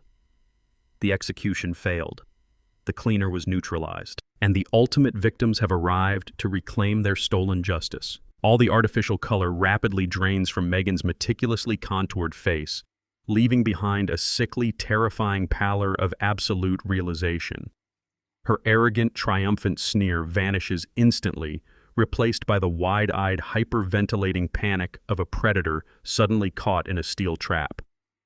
DeAndre loses all basic motor functions, stumbling clumsily backward until his tailored suit crashes heavily against a leather executive chair, his legs completely giving out beneath him. He stares at the living boy with a horrifying mixture of disbelief and pure unadulterated terror, mentally processing the catastrophic reality of spending the rest of his natural life inside a federal penitentiary. The suffocating silence of the boardroom stretches for one agonizing second before Megan's ruthless, deeply ingrained survival instinct violently takes over.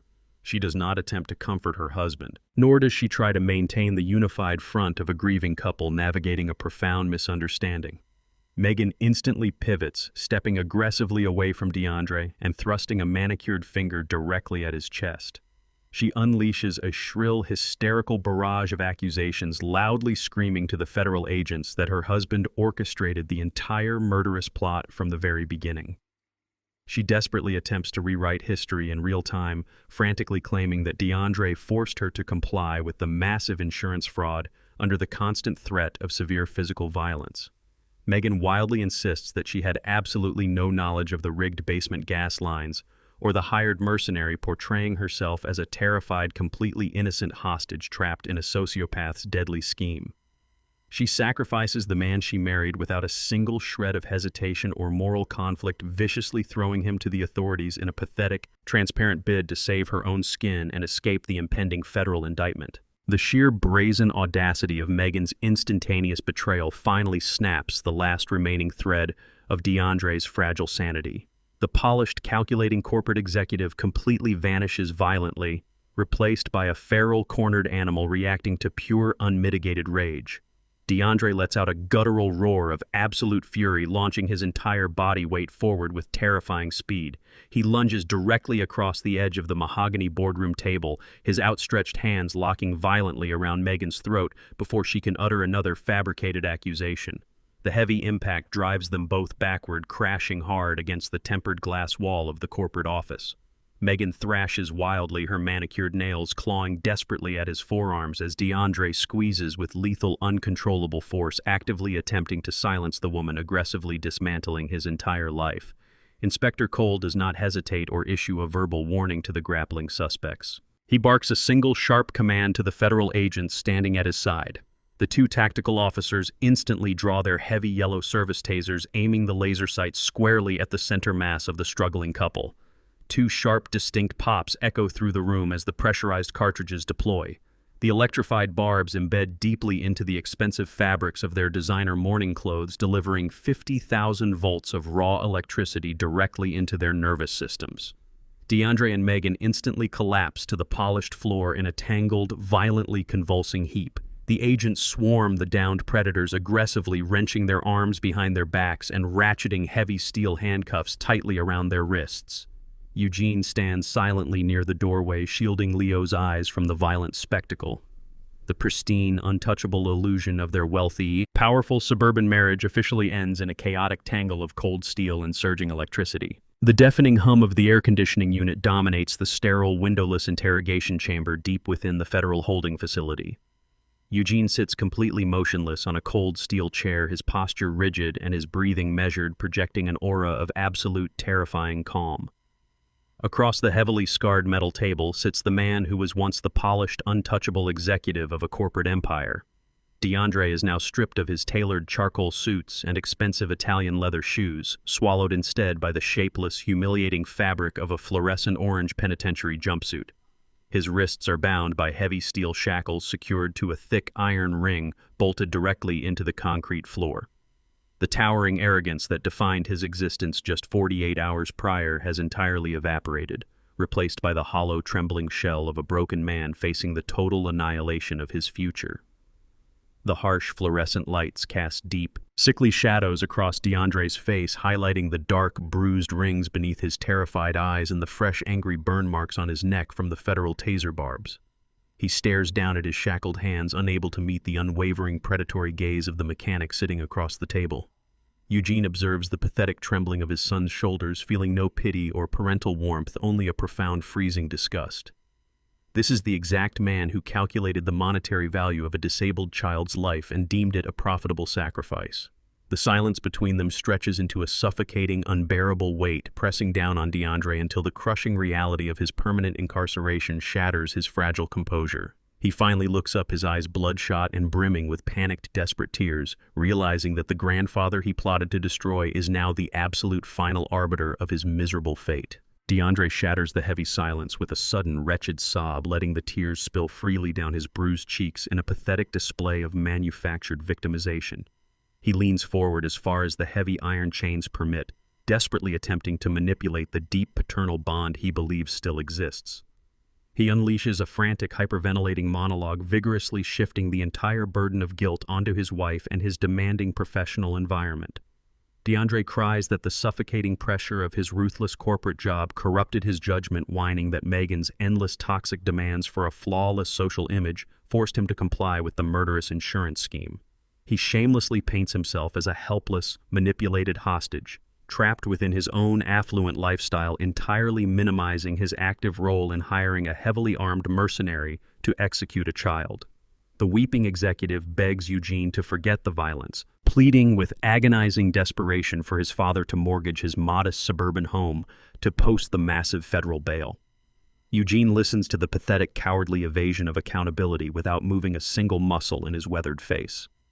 When DeAndre finally pauses to draw a ragged breath, Eugene reaches slowly into the interior pocket of his grease-stained canvas jacket. He extracts a sharply folded piece of official police stationery and slaps it down onto the scarred metal table. With a slow, deliberate push of his calloused fingers, Eugene slides the document directly under his son's terrified eyes. It is the highly fabricated child abduction report DeAndre personally filed with the local authorities, a sworn signed affidavit specifically designed to frame Eugene for kidnapping and effectively secure him a permanent life sentence. The undeniable physical proof of DeAndre's premeditated treachery sits between them, instantly silencing the executive's weeping pleas for paternal mercy. Eugene leans heavily over the metal table, invading his son's physical space as he delivers a precise, devastating inventory of DeAndre's grotesque financial priorities. He weaponizes the detailed corporate dossiers secured by Inspector Cole, stripping away the remaining shreds of his son's dignity with a cold, surgical precision. Eugene slowly recites every single luxury item DeAndre purchased using the anticipated blood money of an innocent child. He details the matching solid gold chronographs ordered from a private Swiss dealer, the staggering deposits wired to secure twin imported sports cars, and the aggressive real estate bids placed on a sprawling beachfront vacation estate.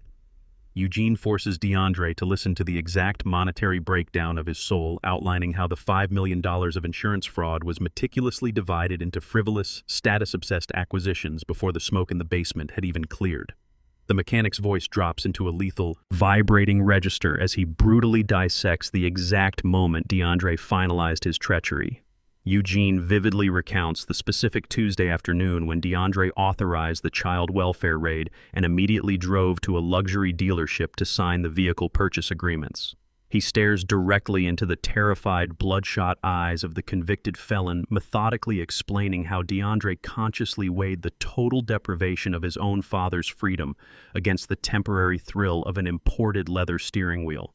DeAndre actively chose the cars knowing the abduction report would trigger a massive federal manhunt aimed directly at Eugene's modest garage.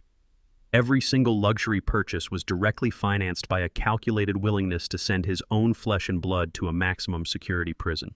Eugene methodically dismantles the illusion of corporate pressure, laying bare the absolute, unfiltered greed that drove DeAndre to orchestrate the wholesale slaughter of his own family. Eugene places his heavily calloused hands flat against the cold metal table and slowly pushes himself up to his full imposing height. He towers over the cowering, shackled executive, casting a long, dark shadow that completely eclipses the harsh fluorescent lighting. DeAndre shrinks back into the rigid steel chair, his chest heaving with uncontrolled, frantic panic as the absolute finality of the moment crashes down upon him. Eugene looks down at the terrified man, trembling in the orange penitentiary uniform, mentally severing the deep, decades-long emotional cord that once bound them together. He remembers the grueling frozen nights spent working beneath shattered engines, destroying his own body to ensure his son possessed every possible academic advantage. The mechanic channels a lifetime of selfless, unreciprocated sacrifice into a single, devastating declaration that will echo in DeAndre's mind for the rest of his miserable existence. Eugene's voice is remarkably quiet, yet it rings with the concussive force of a swinging sledgehammer. He tells the weeping executive that he bled to buy his school books, but DeAndre willingly sold his entire soul for a sports car. Eugene locks eyes with the broken prisoner one final time, delivering the ultimate irrevocable sentence of absolute abandonment. He states with freezing clarity that DeAndre is no longer his son. Eugene turns his back on the shattered ruin of his bloodline and marches toward the exit without a single ounce of hesitation or regret. He grabs the heavy handle of the reinforced steel door, pulling it open to reveal the active precinct hallway. He steps out into the light, letting the massive iron door slam permanently shut entirely, ignoring the agonizing, desperate screams of the trapped convict violently echoing against the impenetrable concrete walls. 1 month later, the sprawling concrete plaza surrounding the federal courthouse transforms into an impenetrable sea of satellite trucks and broadcast antennas. The staggering magnitude of the fabricated gas explosion and the subsequent revelation of the thwarted murder-for-hire plot has completely consumed the national news cycle. The media spectacle rivals the most sensational criminal trials of the decade, drawing aggressive journalists and true crime pundits from every major network across the country. They cluster tightly against the steel barricades, their camera lenses trained obsessively on the heavy glass doors of the judicial building. Inside the imposing wood-paneled courtroom, the air is suffocatingly tense and completely devoid of the usual bureaucratic murmurs. DeAndre and Megan sit rigidly at the defense table, physically separated by a wide aisle in the imposing presence of their respective legal teams. The bright fluorescent lighting strips away the last remaining vestiges of their affluent, carefully curated corporate identities. They wear standard-issue, shapeless detention uniforms, their wrists securely bound by heavy steel chains linked directly to a thick leather transport belt around their waists. Megan stares blankly at the polished mahogany table, her perfectly manicured nails replaced by bitten cuticles, while DeAndre keeps his hollow, bloodshot eyes fixed firmly on the floor. The packed gallery behind them seethes with a silent, palpable outrage filled entirely with disgusted former colleagues, horrified neighbors, and a captivated public desperate to witness the ultimate downfall of the wealthy suburban monsters.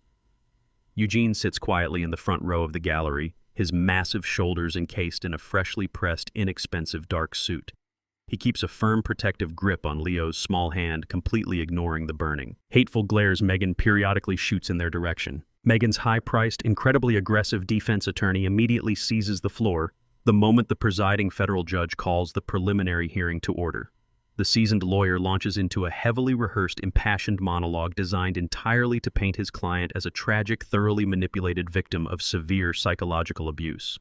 He dramatically paces the courtroom floor, gesturing wildly toward DeAndre while claiming that Megan lived in constant, paralyzing fear of her husband's tyrannical corporate demands. The attorney insists with feigned moral outrage that Megan was completely oblivious to the explosive trap in the basement and the hiring of the ruthless mercenary. He argues that she was violently coerced into playing the grieving mother at the airport, portraying her as an innocent hostage, desperately trying to survive a sociopath's deadly financial scheme. The lead federal prosecutor allows the defense attorney to completely exhaust his theatrical display of victimization before calmly standing up from the government's table. The prosecutor does not deliver a counter-speech or attempt to argue the psychological nuances of the marriage. He simply taps a sequence of keys on his laptop, routing an official digital audio file directly through the courtroom's high-fidelity speaker system. The crystal-clear recording from the mercenary's confiscated burner phone instantly silences the entire room. Megan's own voice, cold, impatient, and dripping with venomous arrogance, echoes off the high vaulted ceiling. The gallery listens in absolute horror as Megan explicitly complains about the delays, officially authorizes the execution, and coldly demands that the cleaner produce a recognizable physical body to guarantee the rapid dispersal of the $5 million insurance funds. Her pristine, manufactured defense shatters into a million irreparable pieces in less than 40 seconds. The presiding judge leans heavily over the elevated wooden bench, his face radiating a profound, freezing disgust as the damning audio recording echoes into silence. He looks directly down at the defense table, fixing his hardened gaze on the two shattered executives who treated a child's life as a disposable corporate asset. The judge strikes his heavy wooden gavel with concussive force, immediately and unequivocally denying all requests for bail.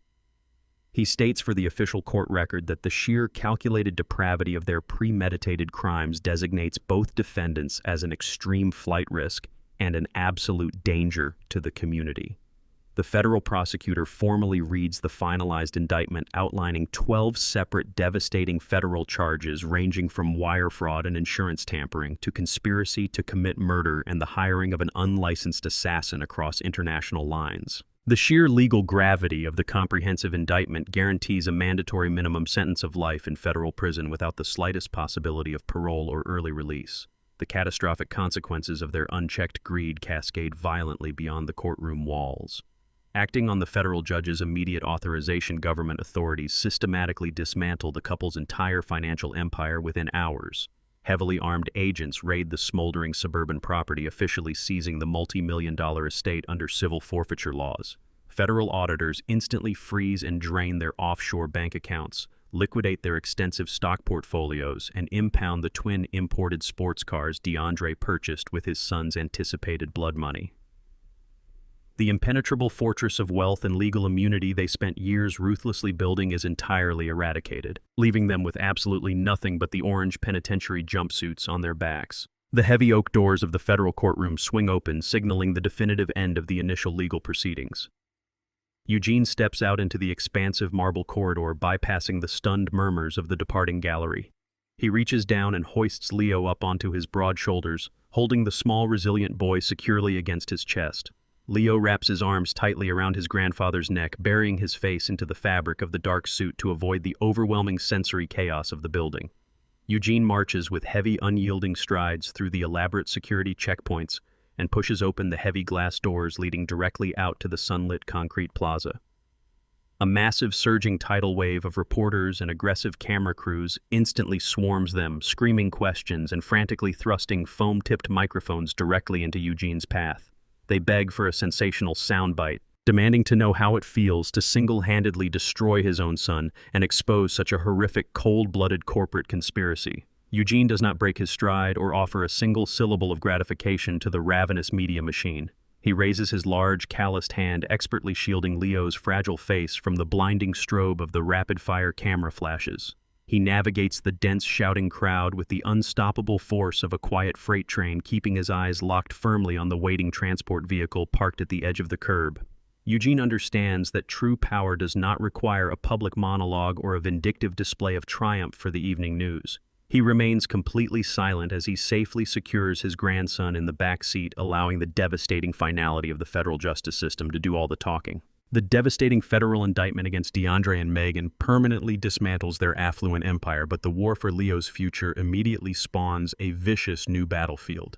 Deep within the bureaucratic labyrinth of the local Child Protective Services office, a new, impeccably dressed predator steps into the fluorescent light. Beatrice Megan's estranged and incredibly wealthy aunt arrives with a fleet of high-priced corporate attorneys trailing behind her. She has not seen or inquired about Leo in over 6 years, completely ignoring the boy's existence while he languished in his parents' fortified suburban basement.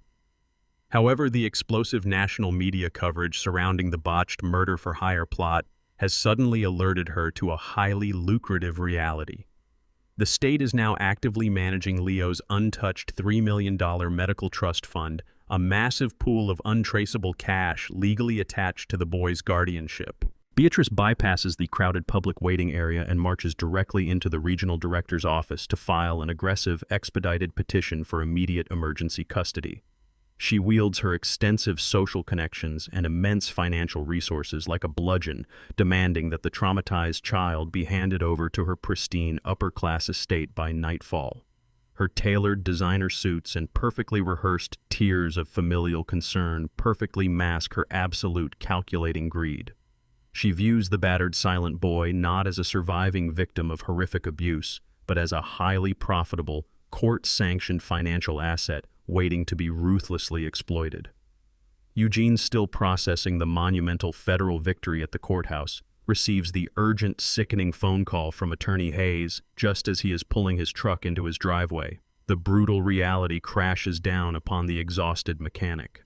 The corporate monsters are locked in federal holding cells, but the toxic, blood-sucking roots of Megan's family tree are already wrapping their cold fingers around his grandson's fragile life. The emergency custody hearing convenes just 48 hours later in a heavily guarded family court chamber.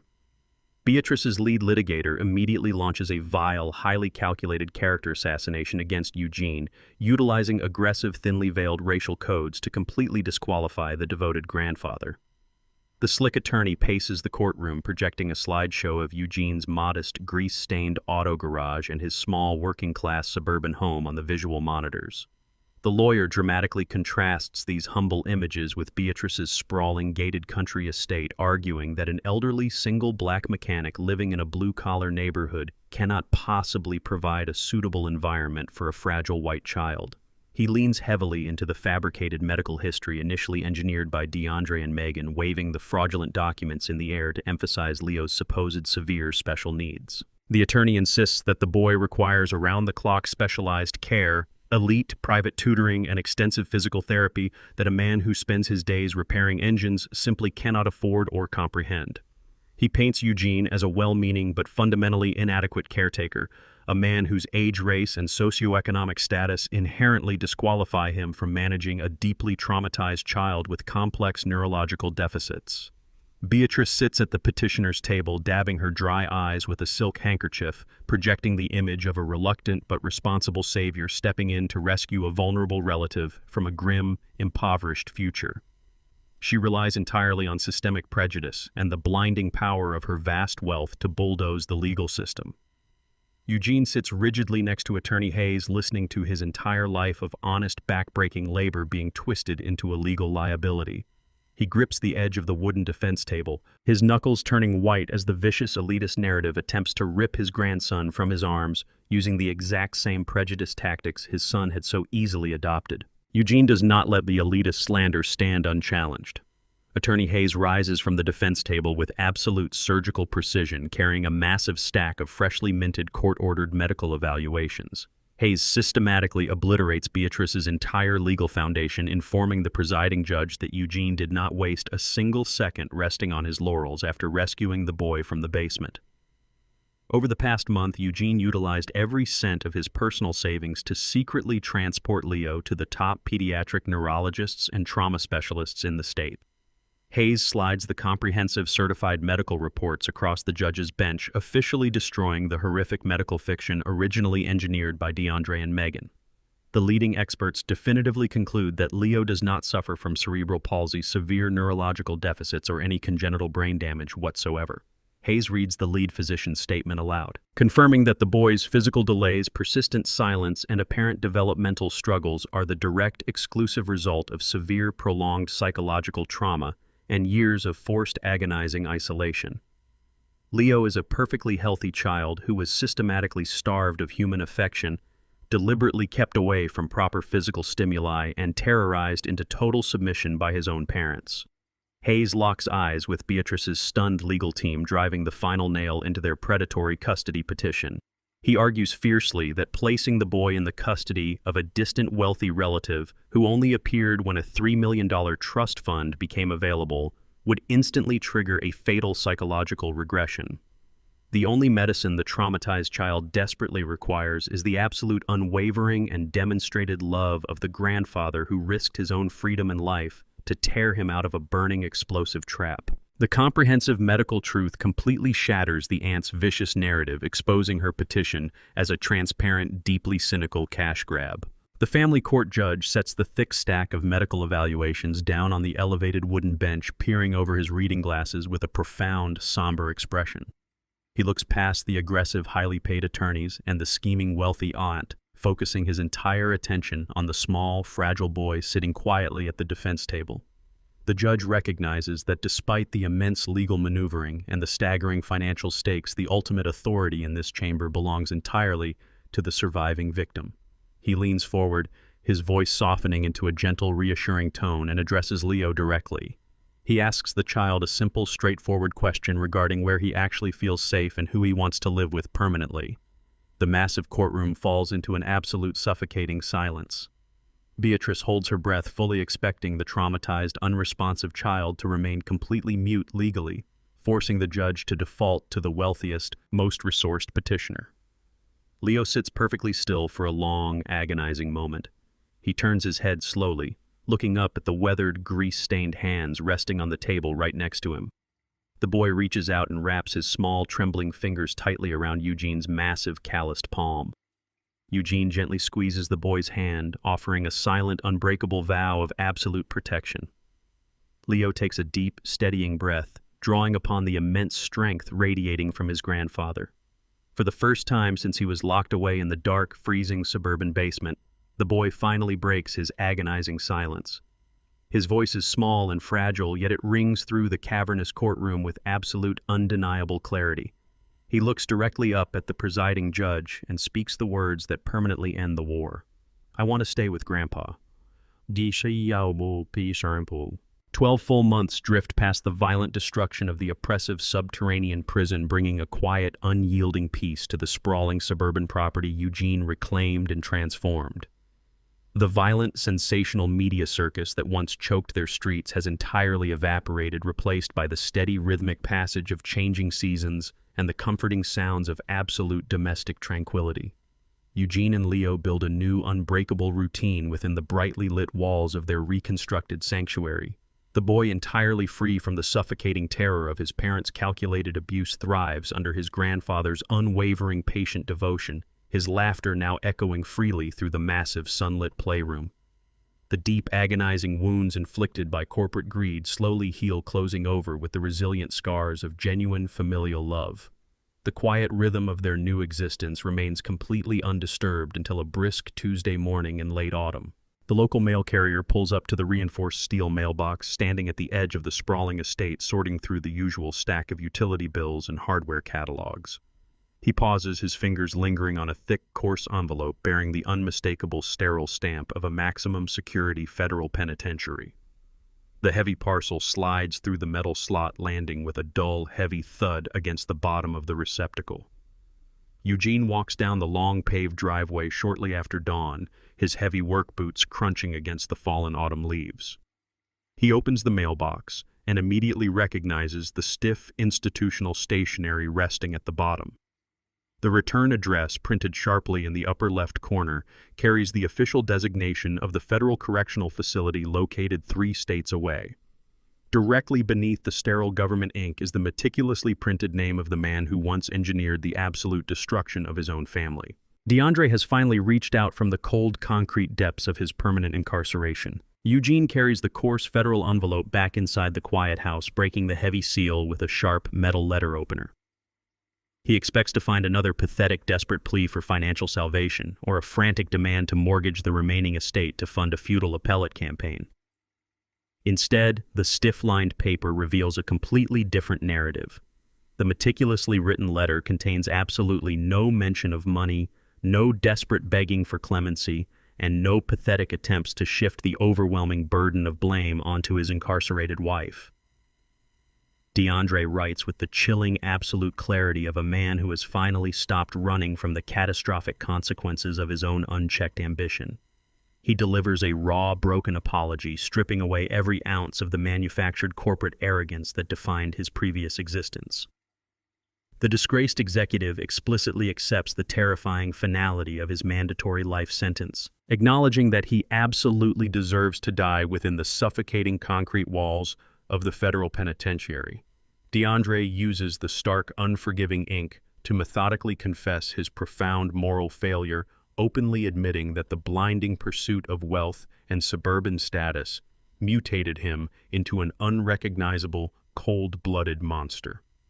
He does not ask for forgiveness, recognizing that his horrific actions have permanently forfeited any right to paternal mercy or familial reconciliation. The most startling revelation arrives in the final, heavily pressed lines of the document. DeAndre expresses a profound, genuine gratitude toward the mechanic.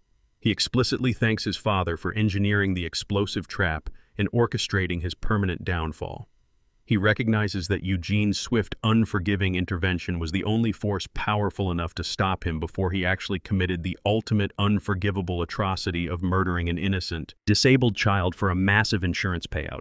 The fading autumn sunlight streams through the tall glass windows, casting long golden shadows across the quiet living room as Eugene sits heavily in his worn leather armchair beside the crackling stone fireplace. He reads the deeply confessional letter twice, his weathered face remaining perfectly still while the crackling flames illuminate the stark federal ink. He absorbs the absolute totality of his son's broken realization, feeling the heavy, suffocating weight of the words pressing down upon his broad shoulders. Eugene experiences a profound, radiating sorrow that sinks deep into his bones, mourning the utter catastrophic waste of potential and the horrifying destruction of the boy he once sacrificed everything to raise. He grieves for the insurmountable loss of the father DeAndre could have been, and the irreversible death of the family they once shared. However, amidst the crushing tide of parental grief, Eugene feels absolutely no shred of guilt or lingering remorse for the devastating actions he took to neutralize the threat. He knows with crystalline certainty that completely destroying DeAndre's life was the absolute prerequisite for saving Leo's future. The mechanic does not weep over the stiff penitentiary paper, nor does he allow the tragic confession to crack the impenetrable armor he forged to protect his grandson. He takes a long, slow breath, letting the warm air from the fireplace steady his racing pulse. Eugene carefully smooths out the creases in the coarse institutional stationery, folding the document with deliberate mechanical precision. He walks over to the heavy oak desk resting in the corner of the room, pulls open the bottom drawer, and places the letter inside a dark wooden lockbox. He slides the drawer shut with a solid, definitive thud, physically and emotionally compartmentalizing the ghost of his former son. Eugene does not pick up a pen to draft a response, entirely refusing to initiate a line of communication with the federal penitentiary. He firmly rejects the societal expectation that a heartfelt confession automatically mandates a reciprocal gesture of paternal comfort or emotional absolution. Eugene understands a fundamental, uncompromising truth about human nature and the mechanics of survival. True forgiveness does not ever require dismantling the vital protective barriers erected to keep dangerous predators completely excluded from a peaceful existence. He can silently accept the authenticity of DeAndre's remorse without ever permitting the toxic, destructive energy of the fallen executive to infect their reclaimed sanctuary. The heavy steel boundary separating the sunlit suburban estate from the dark concrete reality of the federal prison remains absolute and completely impenetrable. Eugene recognizes that re-establishing contact, even through the sterile medium of monitored prison mail, would inevitably create a dangerous emotional tether to a past they have successfully eradicated.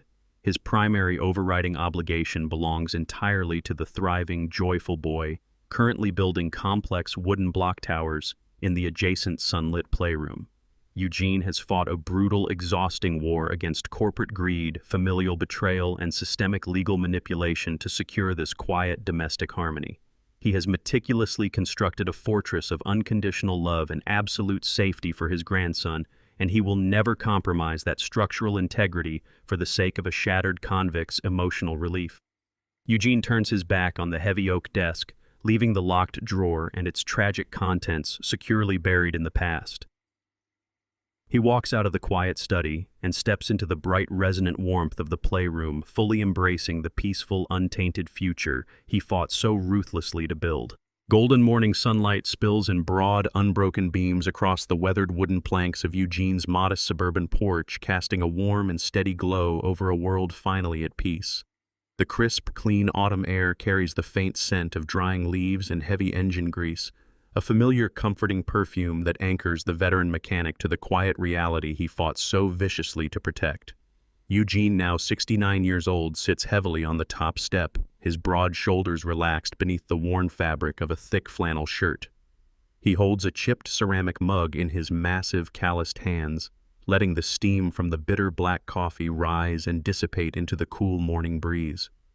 The sprawling, frantic media circus that once besieged the courthouse steps has faded into a distant, irrelevant memory, entirely replaced by the soothing, rhythmic chirping of neighborhood sparrows nesting in the nearby oak trees.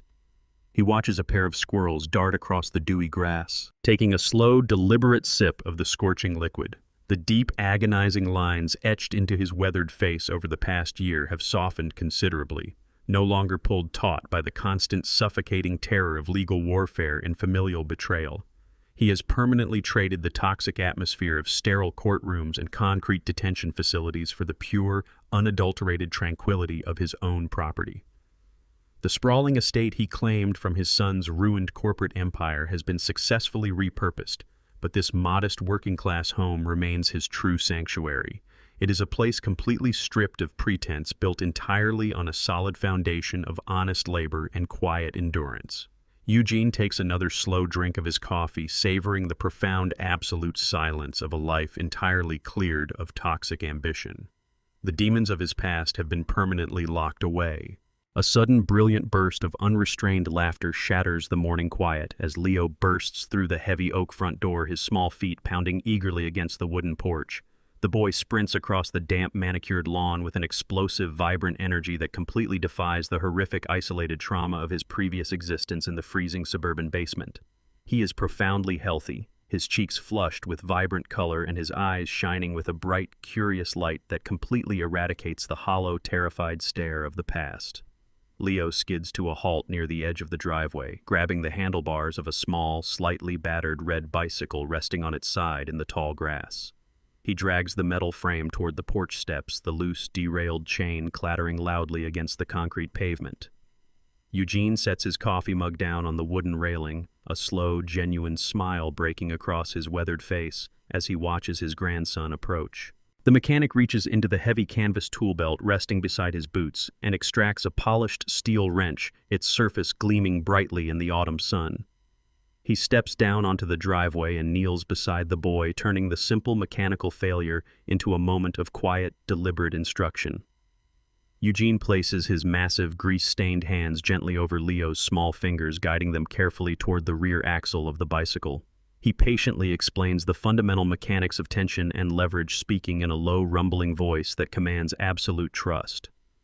Leo listens with rapt attention, his previous muteness entirely replaced by a barrage of curious, rapid-fire questions.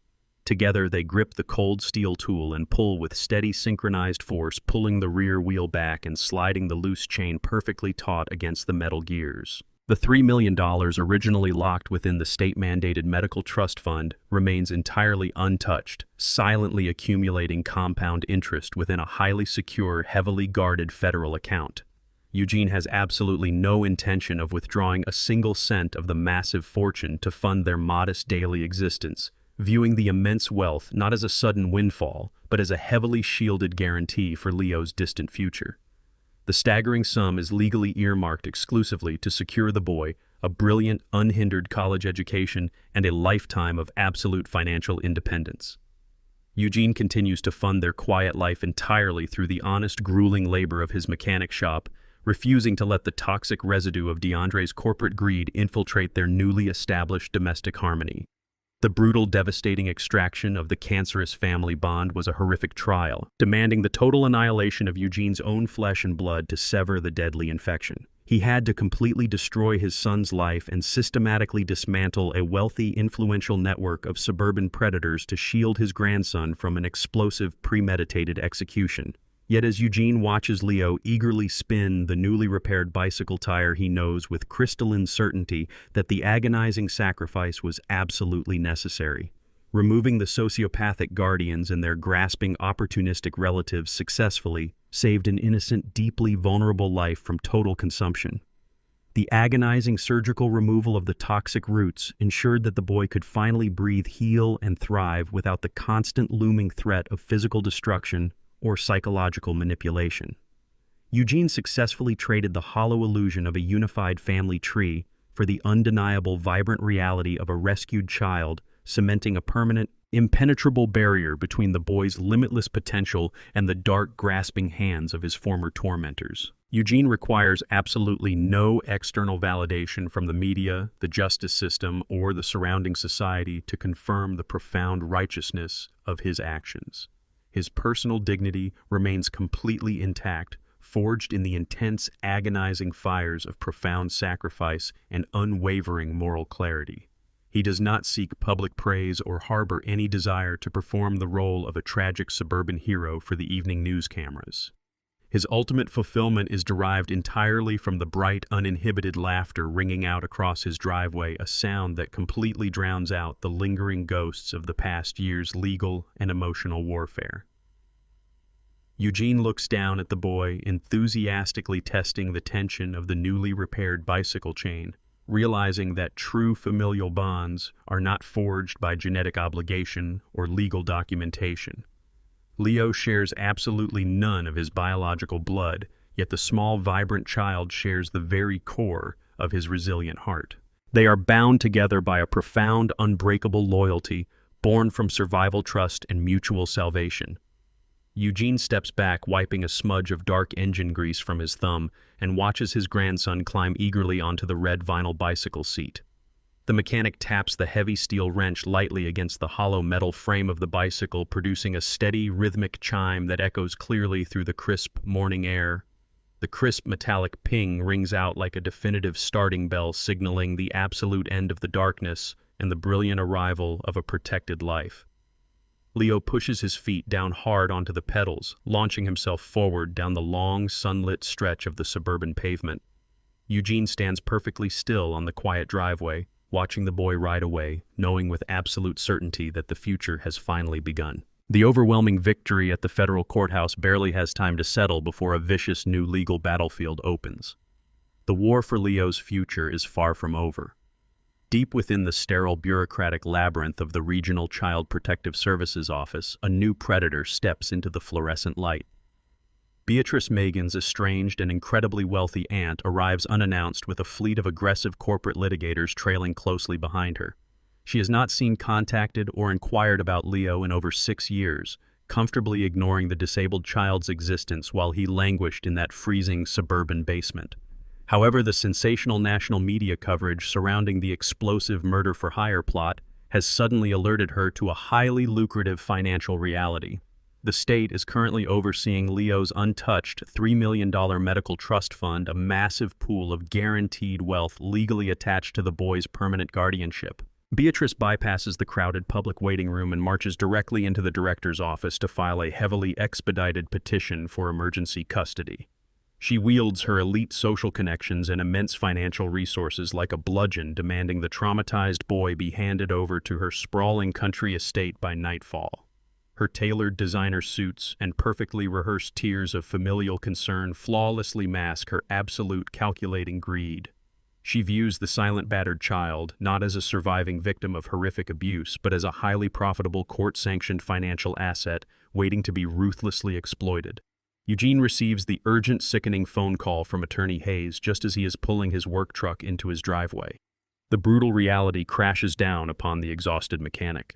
The corporate monsters are securely locked in federal holding cells, but the toxic, parasitic roots of Megan's family tree are already wrapping their cold fingers around his grandson's fragile life. The emergency custody hearing convenes just 48 hours later in a heavily guarded, fiercely contested family court chamber. Beatrice's lead litigator wastes absolutely no time, immediately launching a vile, highly calculated character assassination against Eugene. The slick, high-priced attorney utilizes aggressive, thinly veiled racial codes and rigid classist stereotypes to systematically disqualify the devoted grandfather.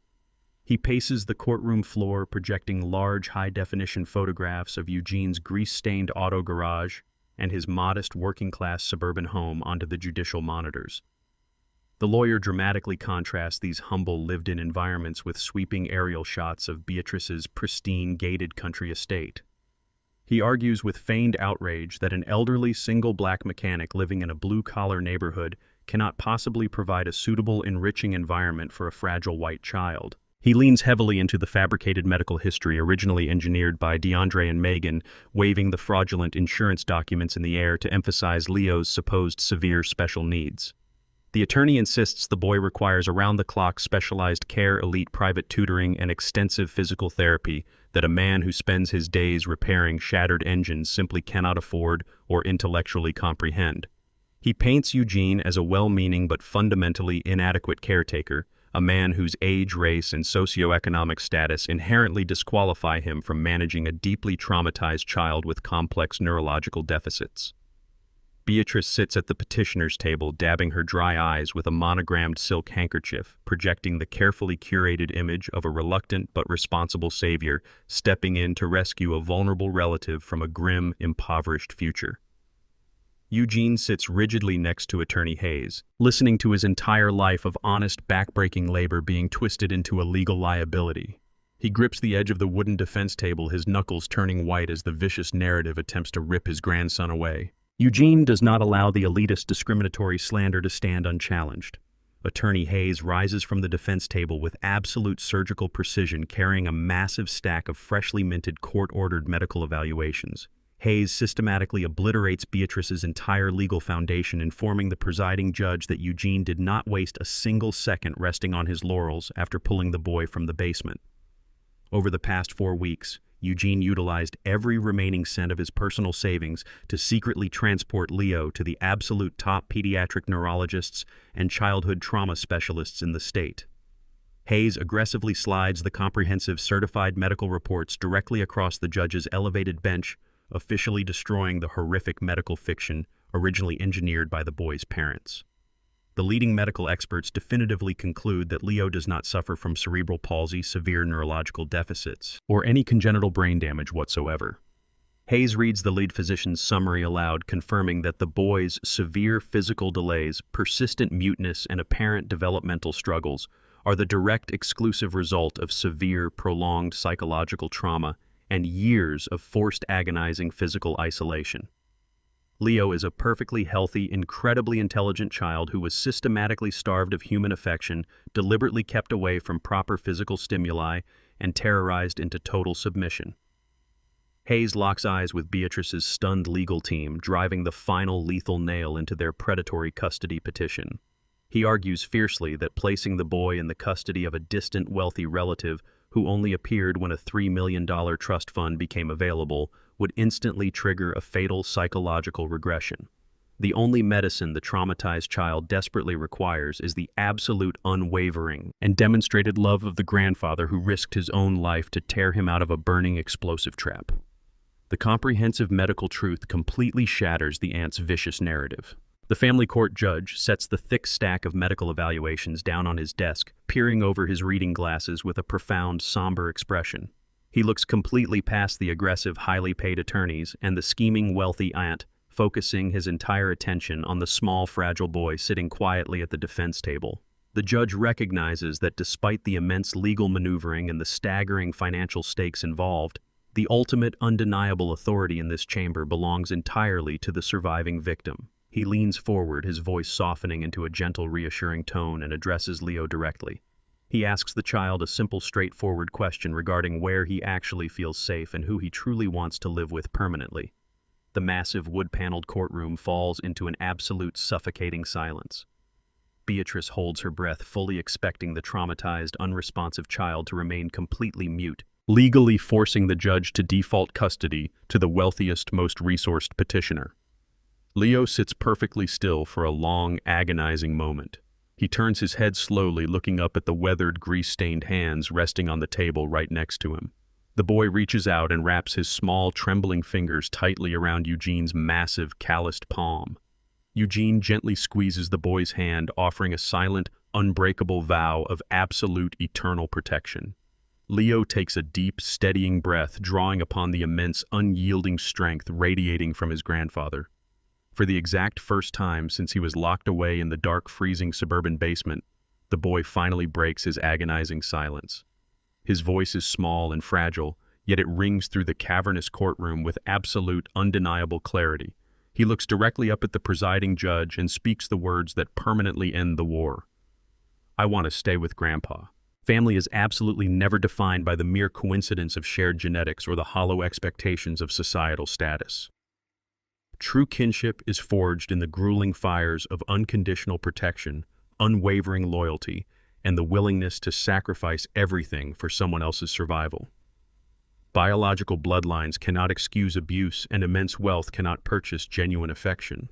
When toxic relatives weaponize privilege to exploit the vulnerable, breaking those ancestral bonds becomes a vital act of self-preservation. Real family members are the ones who pull you from the darkness and stand fiercely by your side when the whole world attempts to tear you down. What would you have done if you were in Eugene's shoes facing down a ruthless legal team to protect a child? Share your thoughts in the comments below, hit the like button. If you found inspiration in this story of resilience and redemption, and subscribe for more thrilling, justice-driven narratives.